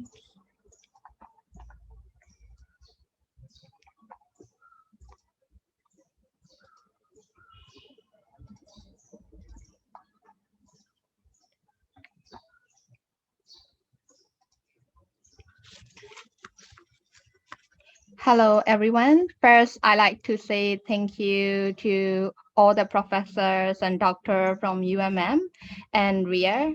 Thank you for having me here, and thank you for coming to my presentation. My name is Terry Senu, and as Ria mentioned, I'm a lecturer from Yangon University of Education, and I finished my PhD from UNSW Sydney in January 2020. And today, for the today presentation, I would like to talk about the research perspective. As like previous keynote speaker mentioned about the problems in education, online teaching, school parents, and I would like to discuss about the research perspective.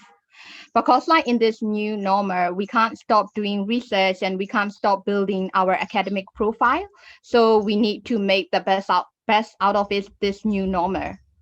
So as we all know, because of this pandemic, higher education institutions all over the world are shifted into online, and also the researchers around the globe has transformed in-person data collection, conferences, and teaching into virtual. So that shift has brought both opportunities and challenges. So from the research perspective, there has been shift in key parts of the research, such as the research methodology, research question, research writing, and conferences and webinar and research paper. So these are the topics I'm going to discuss today. So in conducting the research in new normal, the main part of the research we should consider is the research methodology or research methods. So as we all know, research methods is important because this help research question and in shaping research. For example, in conducting the quantitative or qualitative or mixed method research, the first challenge is getting the participants. So in the case of Myanmar, we have used paper and pencil for the survey question before this new normal. Then during the pandemic, we can only use the online survey or online interview. And so the problem is we can't get the number of participants we want for the research, and it takes time to get the number. And especially we can't get the primary school students or early childhood data, as we can't go and collect the data. And all the schools are closed, so that's why we can't get the number of participants. This is one of the challenges. And meanwhile, one of the opportunities is we can access to individual in distant location, like the ability to reach difficult to contact participants, and the convenience of having automated data collection, which reduces researcher time and effort. An online survey allowed a researcher to reach thousands of people with common characteristics in a short amount of time, despite possibility being separated by great geographic distances. However, online survey research include uncertainty over the validity of the data and concerns surrounding the design, implementation, and evaluation of an online survey. So if we conducting an online survey or online interview, there is also an issue that is the data reliable and so on. So we have more missing data that we need to exclude in the data analysis. And according to the literature, the participants are the researchers mentioned that the participants are being more open in online research. So in this study, he mentioned that individuals with the unpopular political views, they have more open in the online interview. So we can get the real data. So he discussed about that. And also in conducting the research, online research, that's another thing is the sampling issue is one of the challenges we need to consider. So we can't know about the characteristics of the people in online community aside from the same visit demographic variable. So the researchers highlighted that can we replicate? So if we conduct multiple online survey with a similar type of the internet community, we can get the reliable picture of the characteristics of the online participants. And then another thing is conducting online interview or online survey offer cost saving. So we cost for the recording equipment, travel, so we don't need to cost that, but like we still have other costs like the internet bill or something like that. So these are the opportunities and challenges for the research methods. And in designing like online survey, like depends on the data collection or analysis feature, we still need to consider about the software packages. So the cost for these software packages is the challenges. For example, like in my country, like my university, we don't have the license for the like online survey license, for example, the Quadric. So the visit feature, the visit survey process feature include the tracking respondent email, export survey responses to Excel, and other like statistical software. So I remember like one of my students, we don't have the license. So like she have to use the trial version of the Quadric, which is the online survey version. And then like within a month, and then after that, she lost all the data. And so she have been troubled because like she lost all her data. So that is one of the challenges. And so if we need, therefore, like we need to carefully design and administer our survey or interviews. And then we can also find the reliable resources for the online. If we want to do the online research, there is also the like reliable resources. For example, like there's also the quantitative and qualitative research online. So there's a book chapter about doing the qualitative research online from SAGE. And so they mention all about designing online studies, conducting an ethical online study, analyzing data, and so on. So these are the challenges, and there's also the resources that we can use. And the another thing is like writing, because like the pandemic has made our schedule more flexible than ever, which has been both a blessing and a curse. But like we have to write our research from home as a research student or like early career researcher or academic. So we still need to write productively, and we can't just mix up with our other house like stuff. So we still need the online support for our research writing. And because of this pandemic, like some of the courses are free for those who are from developing country. And there's also the free online resources that can help your writing. And so like I use this all the resources for my writing, and also like I use this when I'm teaching the research writing course at my uni. So like you can have a look at it, like how to write your thesis productively. And there's also the link in the bracket, so you can go and have a look at it, and how to write or edit or proofreading, and also like editing your essays and improving your editing skills. And also like how to do the signposting when you write the thesis. And also like there's also the productive app, so which is called like Flat Tomato. So you can download it in your Android or iOS. So they give you the function like 20 minutes block time. So you can write within the 20 minutes doing not other things and just write. And after that, you can take a break for 5 minutes. And also like write 20 minutes and also take a 5-minute break. So that is helpful when you are writing, especially at home. So that is also productive for your writing. And there is also the like helpful like research blog like Pep Thompson and Thesis Whisperer.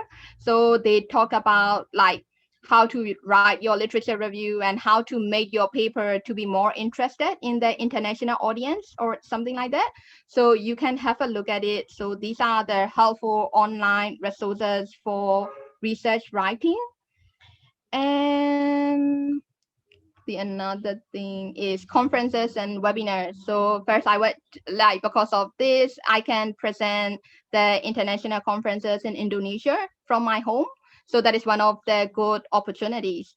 And so yeah, all the in-person conferences has transformed into virtual conferences. And also like there's the opportunities and challenges. And one of the advantage of this situation is that it is easier and cheaper to attend the conferences.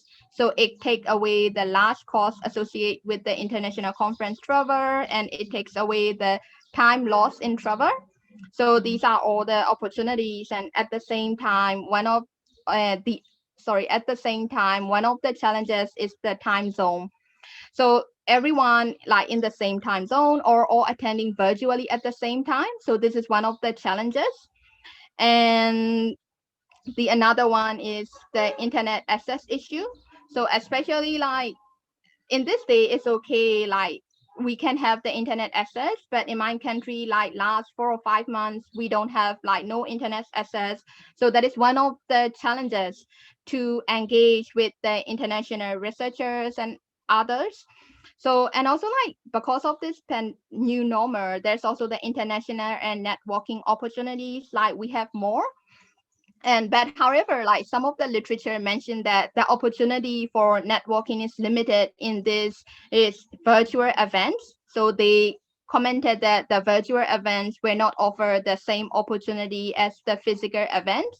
So we need to put more effort to engage and to network with the people who share the interest. But because of this new normal, like we can have more engage with others.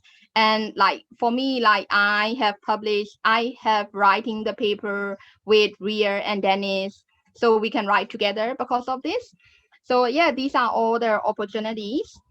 And also like there is also the useful like conferences and also the webinar. And according to this online article, like they ask for the like the audience, and then like according to this, like they said that the virtual conferences, they like the virtual conferences because like they can have more access to that. And one of the biggest drawback of the virtual conferences is like poor networking opportunity. So these are from their responses they mentioned in the article.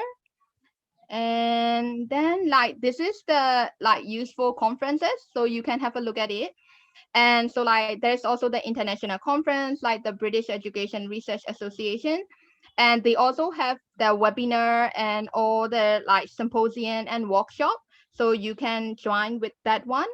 And then there's the another one is the American Educational Research Association. They have the online conferences, and they also have the courses they provided online. So, and the another one is the Australian Educational Research Association. And I heard that this one is the online and in-person conference this year. So this is the great chance for us. And the another one is the European one. So European Educational Research Association, they also have the online conferences. So I just presenting all the international conferences so we can join.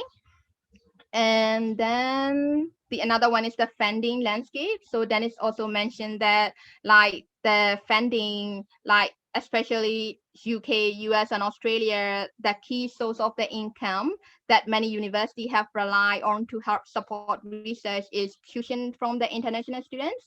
So yeah, this is the funding landscapes are more unstable to those countries. But I'm not sure like my country, like there's no much differences for my country, because like we don't, at the beginning we don't have much research funding, so that's not like much differences to us. And then like regarding the research paper, so my advice is that if we can't get the like real data because of this new normal, like we can also think about the secondary data to write. And also like we can also do the literature review paper, systematic review paper, or meta-analysis. These are all about the secondary data. So you don't need to collect the data from the real paper. So this is one of the things we can think about. And the another thing is the methodological paper from your thesis. So like if you're doing the unique methodology, or if you have a good case of your methodology from your research, you can also think about to write the research paper about the methodology. And also the another thing is the book review. Like you can just like, it's the easiest one, and it is the good practice to write the book review. So these are all about the paper we can think about if we can't get the real data. And as a final slides, and I would like to mention about my experiences as a early career researcher in this pandemic. So like this is the opportunity for me. Like I can collaborate with more people, and I can collaborate with the international researchers and other people, like to write more, and also like to prepare the funding. So this is the good opportunity for me. And the another one is the international conference. And so like we can attend the international conference just from our home. So this is the another opportunity, and then the time zone. But this is a little bit challenges. Last time I really wanted to attend the webinar in Australia, in America, and so like the big time differences, and I have to wait till the midnight to attend that one. So that's one of the big challenges. And the another one is the publication plan. So that's a like good and bad things because of this new normal, and we can like work from home, so we have more time to publish. But like the other things, like we have like other disturbance and we can't write too much. And also like my students, my PhD students and my master students, they can't get the real data, or like they have other things, and we need to care about the well-being of their well-being, my students' well-being. So like some of the publication plan has delayed. So this is the good and bad things. And as Dennis mentioned, like there's more workload because of this new normal. Like, so my university, like last week, we had the department meeting at 7 p.m. at night. So that's like a bit, yeah. So more workload for us. So these are the experience as a early career researchers, but like we have to make the best out of this new normal. So if you have any questions or comments or discussions, I'm really appreciated. Thank you.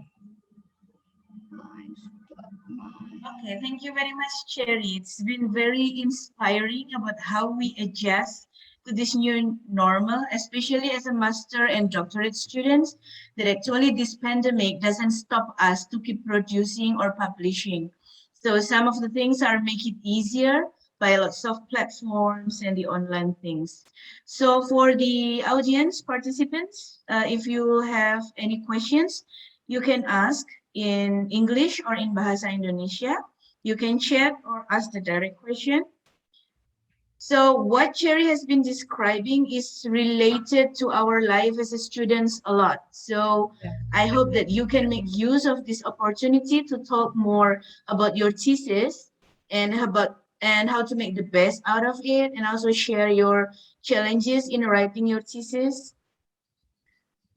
Apalagi yang sedang so I mixed it with Bahasa Indonesia, Cherry. Yeah, that's okay for you. Yeah, yang sedang menulis tesis, meskipun di semester awal ataupun akhir. Jadi tadi Cherry sudah menjelaskan bahwa ada banyak hal yang bisa kita lakukan gitu ya. Kan kita nggak tahu pandemi ini berakhirnya kapan. Jadi daripada terus bertanya-tanya, ternyata banyak hal yang bisa kita adaptasi. Caranya research, caranya mengumpulkan data, atau bahkan tadi banyak website-website di mana kita bisa tinggal naruh tulisan aja, terus mereka yang akan mengkoreksi, jadi tulisannya akan lebih tertata rapi, seperti itu. Jadi silahkan kalau ada pertanyaan, boleh pakai bahasa Indonesia, boleh chatting, atau boleh langsung raise hand di situ, dilihat Zoom-nya ada raise hand.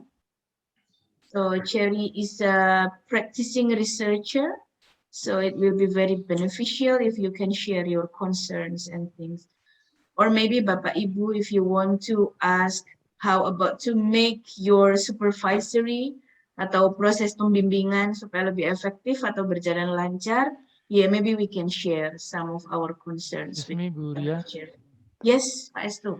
Okay. Pak Estu, kalau hari ini ada door prize, sudah dapat hadiah. Yeah, thank you very much, Cherry Zin. I find your presentation is very inspiring. Yeah. Thank you. I am also interested in making collaboration in the future. I think. Yeah. Thank you. I see that what you have presented, is how to make the real challenges and the real opportunities. Yeah, I think how to stay productive while also we stay healthy, of course. Yes. Okay. I'd like to more explanation, about being more open by participants. Can you give more explanation about that? Maybe also examples, Cherry? So like I found the literature about like if we do the interview, like online interview, like they can be more open about their problems and like they can answer more research questions. So this is the research I found that.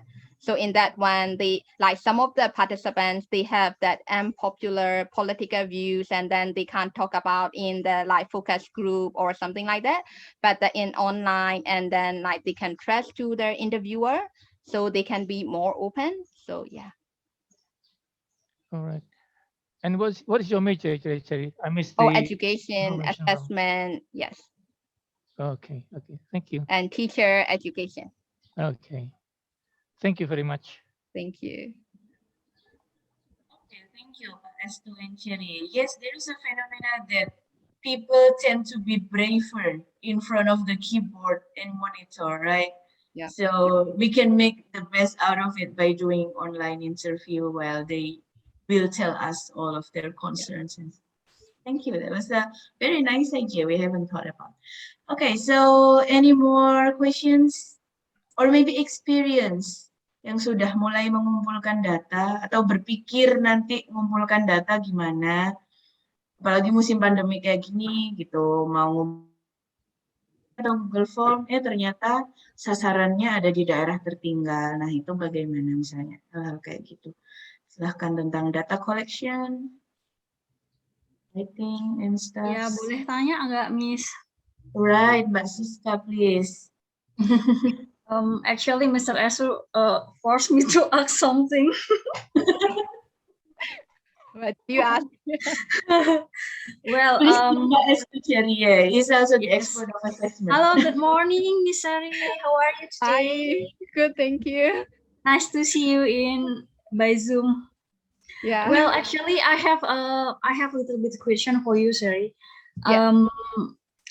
Sebenarnya, to be honest, I still in postgraduate, and I will start my research proposal about some kayak beberapa dia ngerti bahasa Indonesia nggak sih? No, it's okay. You can ask in Indonesian and we'll help you translate. It's okay. Yeah. Jadi Miss, I just insecure with her gitu loh. Jadi kayak ngeblank gitu mau tanya apa gitu. Tapi ada yang mau saya tanya memang. Jadi begini, you can use so saya ini kan sedang mau memulai data collection memang. Dan sampel saya ada di Sorong, Papua Barat. Memang saya I came from Sorong, West Papua. Do you know Sorong, West Papua, Cheryl? Do you know Sorong, West Papua? Pernah tahu nggak Sorong? Pernah tahu nggak Sorong? It's a less privileged regions in the East Indonesian. It's close to Papua New Guinea. If you have heard about that. No. But if you haven't, that's okay. Oke. Sorry. So, maksud saya adalah maksud saya bertanya mungkin kalau saya cerita beliau akan kayak bisa membayangkan sulitnya gitu maksudnya. Bisa membayangkan sulitnya mengambil data di sana. Pertanyaan saya adalah ini IM ini Surabaya, gimana caranya ngambil data collection itu, betul tadi Mem bilang gimana caranya biar kita dapat data yang akurat tanpa direkayasa sama sampel kita gitu loh. Datanya dalam bentuk my apa? point gitu. Iya, gitulah maksudnya. Datanya dalam bentuk apa kalau boleh tahu? Apa questionnaire? Actually, saya rencananya by questionnaire ya. Share questionnaire by Google Form gitu.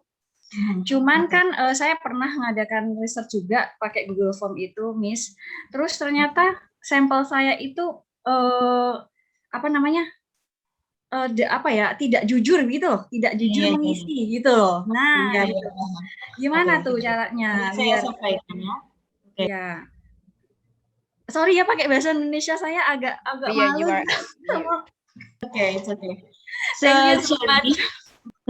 So Siska is in the other town from the targeted data collection participants. It's like she's somewhere in Melbourne or so, while the data participant is going to be in Perth, far away. Can you imagine?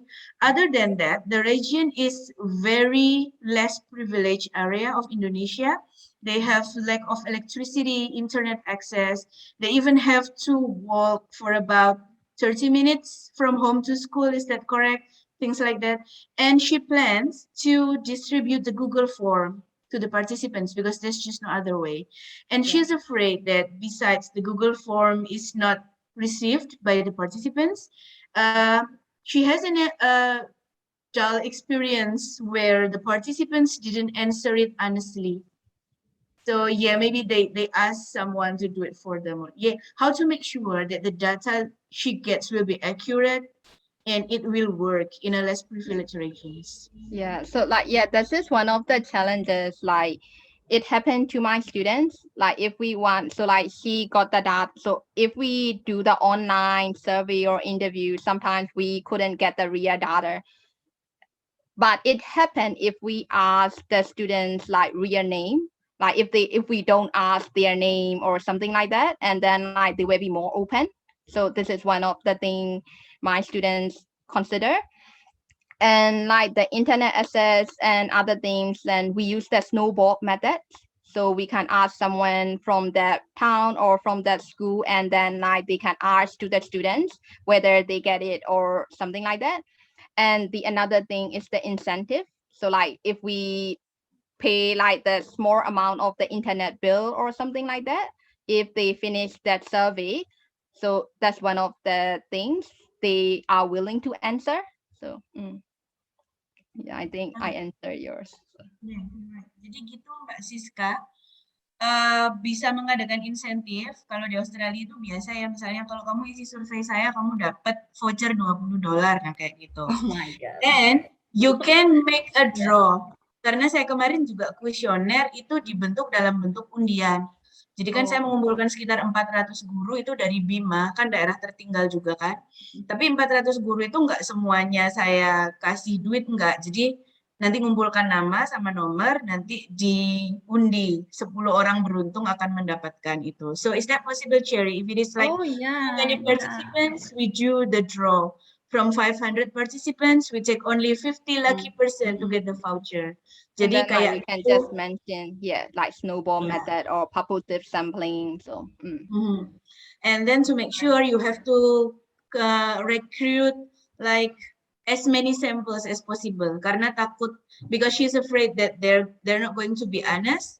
So make sure that you're going to recruit about 300, 400 people so that you can reach what is it called? I forget the reliability and yeah.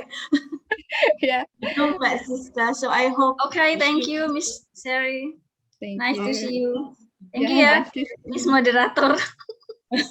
No worries, Mbak Siska. Okay. Any other question? Oke, halo, assalamualaikum warahmatullahi wabarakatuh. Ibu Dr. Ibu Ria sih. I'm speak Indonesia aja. Oh, okay. Tadi kan terkait dengan dosennya punya Mbak Siska. Ini penelitian saya itu asesmennya menilai siswa gitu. Nah, untuk yang siswa ini seperti apa? Tadi kan triknya untuk yang guru itu bisa memberikan uang undian gitu ya tadi Bu ya, 1 sampai 10 guru gitu kan. Ini kalau untuk yang siswa ini seperti apa Bu? Masalahnya ini juga terkait tentang tesis saya gitu. Saya dari matematika Bu. Ya. Thank you. Terima kasih Bu. Okay. So Cherry, Feda is a mathematics teacher from the mathematics education. Her thesis will be dealing with students, and she thinks that it is kind of appropriate to, hey students, take my test and then I'll give you some incentives, because there is a like power relation in that. So if the participant is just the similar teacher like us, or like random people, random sampling, we can do that. But we are going to test our students how to make sure the accuracy and their involvement in our survey. Sorry, can you say it again? Okay, so she is going to test her students for her thesis in mathematics education. Like, so how to make sure that their answer will be accurate and all students will answer honestly, because she thinks it is kind of impossible to give the incentive stuff yeah, for yeah, students and yeah, teachers. Yes. yeah. So like for this one, like as I mentioned before, like we can like we maybe like we shouldn't ask their name to mention or like maybe any identification. And the another thing like in Google Form or Qualtrics or SurveyMonkey, like there's the like I think there's one feature like we can like the students can only answer one time. So with that link, after that, like they can't try it again or something like that. So like more the students can't give the responses more than one time. So we can get more accurate for that. So yeah. Right, okay. Jadi Bu Veda, ini yang ditanyakan apakah tesnya dalam bentuk paper and pencil, dalam bentuk tulisan, atau bentuk link. Kalau link itu ada beberapa seperti Canvas misalnya, jadi student cuma bisa jawab satu kali saja. Dan kehadiran mereka itu dihitung sebagai persentase gitu loh. Jadi kalau nggak jawab, ya nanti akan mempengaruhi sesuatu, tapi tidak dalam bentuk pemberian insentif atau uang seperti itu. Kalau bentuknya dalam tes paper dan pencil, Cherry belum jawab sih. Gitu. Oke, dalam bentuk kuesioner, Bu. Oh, kuesionernya pakai tulis tangan, paper and pencil. No, Google Form. Google Form, ya. Kalau Google Form, jadi silahkan diklik aja yang pakai feature answer only once. Jadi cuma bisa jawab sekali gitu. Ntar kalau udah jawab, jawabannya nggak bisa diganti. Itu bisa lebih akurat. Tadi jawabannya seperti itu. Bagaimana, Bu Veda? And like, oh, sorry, I want to add one thing. Like, it also depends on the instruction, like the teacher-student dynamic. Like, if you explain, like, it's just for the research and we don't blame or score or anything based on. So, like, it also depends on the instruction. Yeah. Iya, right. Jadi silakan ditambahkan instruksinya juga bisa Bu Veda. Misalnya instruksinya ini hanya untuk riset, tidak mempengaruhi nilai Anda. Nah, itu bisa. Kalau ditulis mempengaruhi, nanti anaknya takut kan nanti kalau saya jawabnya salah, ntar nilai saya jadi jelek kayak gitu. Mungkin tidak mempengaruhi hasil, tapi mempengaruhi kehadiran misalnya. Kayak kalau nggak ngerjakan, dia nggak masuk, hal seperti itu. Gimana Bu Veda? Apa? Iya. Enggak, Bu. Klik. Okay, iya, terima kasih. So one last question from Andre or Andri. So please. So you already raised. Yes, please. Yeah. This is the last question. Okay. Thank you so much, Mrs. Moderator, for giving a chance for me to have questions. That was a really nice presentation made by you, Cherry. For knowing about the assessment, especially during this pandemic era. My questions in regard of assessment, my major is not about calculating or something, and the thing that I would like to ask is, could you give me your own experience while getting the quantitative data? So I would like to know your own experience, so it will motivate me to have a quantitative data because I don't have, what's that, like expert on calculating something. So by knowing your experience, maybe I could get any tips or tricks to get a good data. Thank you so much. Thank you.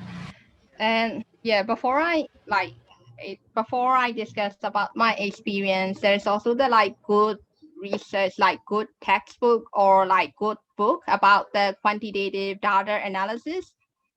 What is like, Ria, do you remember what is the name of the quantitative, what is it? ND fees?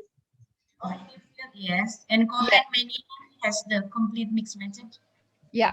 So like if you search online, the name is there like Andy Field. So that's the researcher. He wrote about the like statistical analysis, SPSS, sampling and everything. So like that one used as a textbook, and that one used as a textbook in the UNSW for the research methods, and also the Cohen. So yeah. Is it Cohen, right? Cohen, Minion, and Morrison. Yeah. So these are all the textbook. You can look at it. So yeah.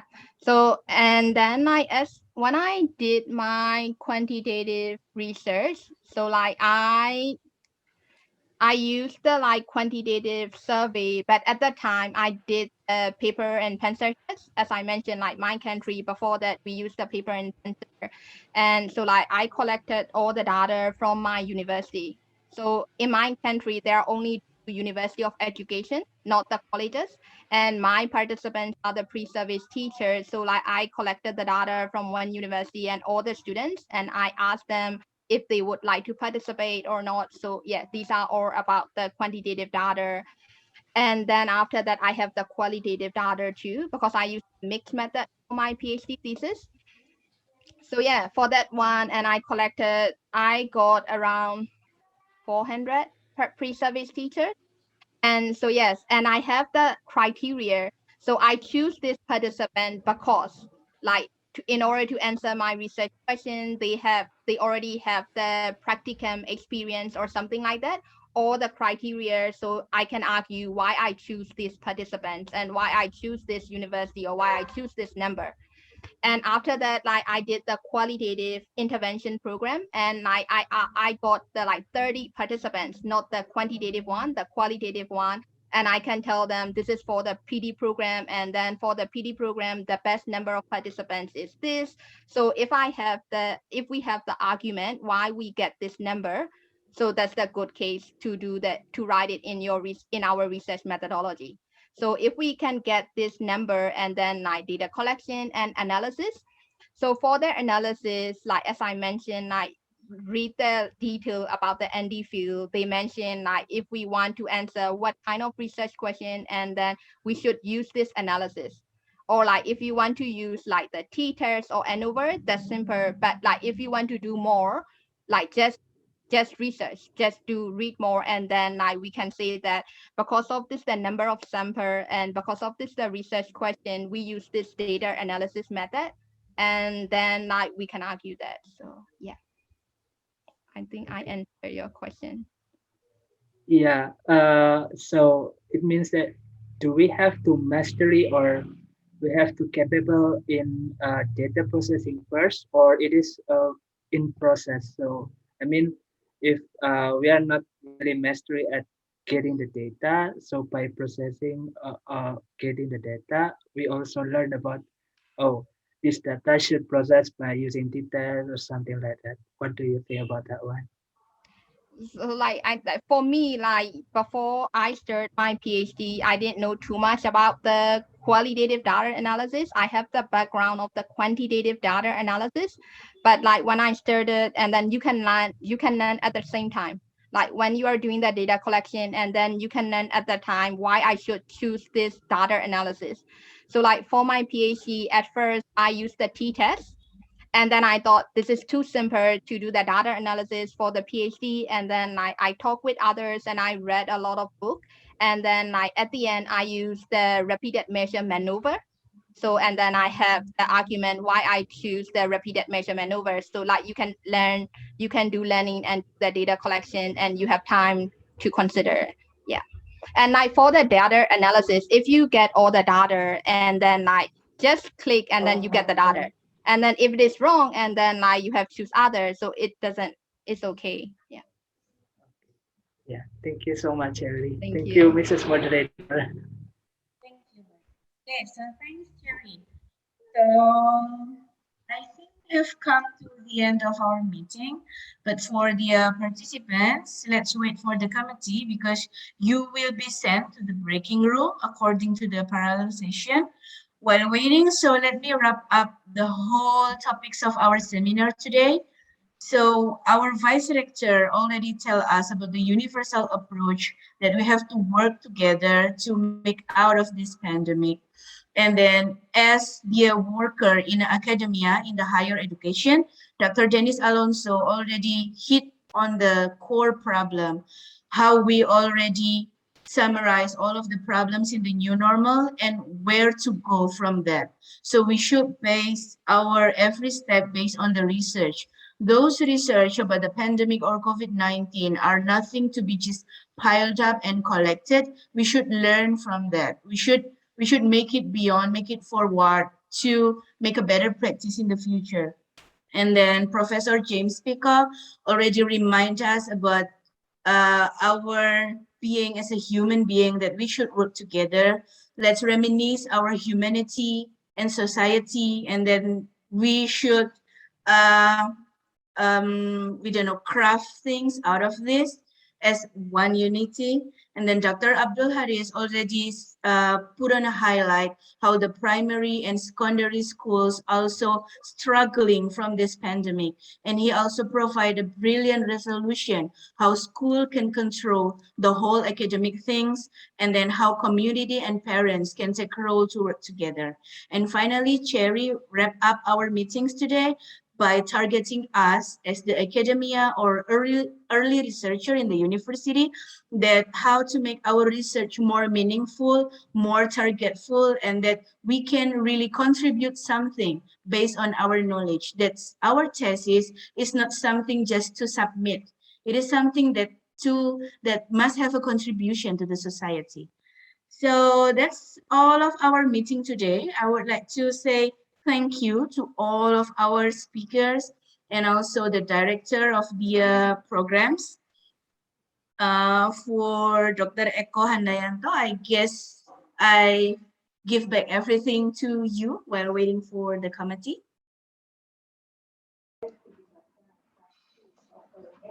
Pardon me, Maria. Maybe you can.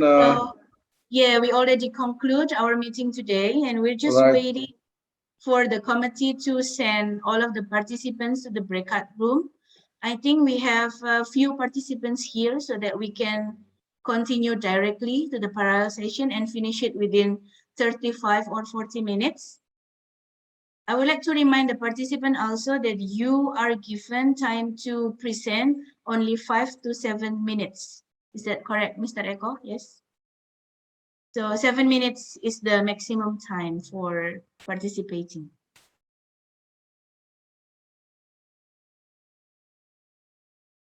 Oh, thank you, Cherry. So do we have a break, or we just directly send the participants to the parallel room?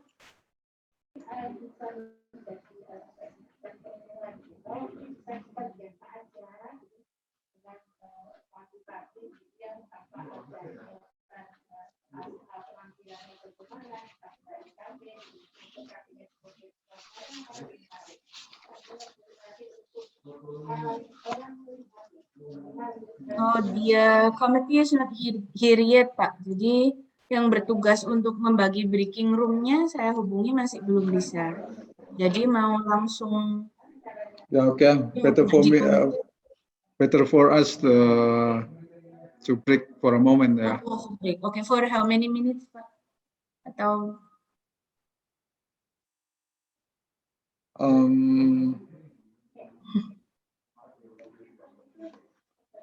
Let's me to contact Mas Diki ya.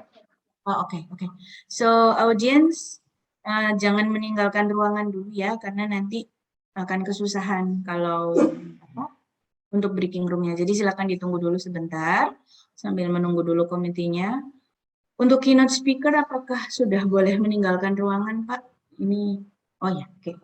Okay, so for Dr. Janice Alonso, Professor James Peacock, Dr. Abdul Haris, and Dr. Cherry Zinhu, we really thank you for your time and also your sharing today. That it's very beneficial for us. And we wish that you could share the slides to the committees so that we can share it with the participants. This event is recorded and will be aired in our YouTube channel, so you can check, and hope it will reach a bigger audience so you can make a bigger impact to the whole community. Okay, so thank you very much, Cherry, and the other speakers. You can leave the room. So thanks a lot.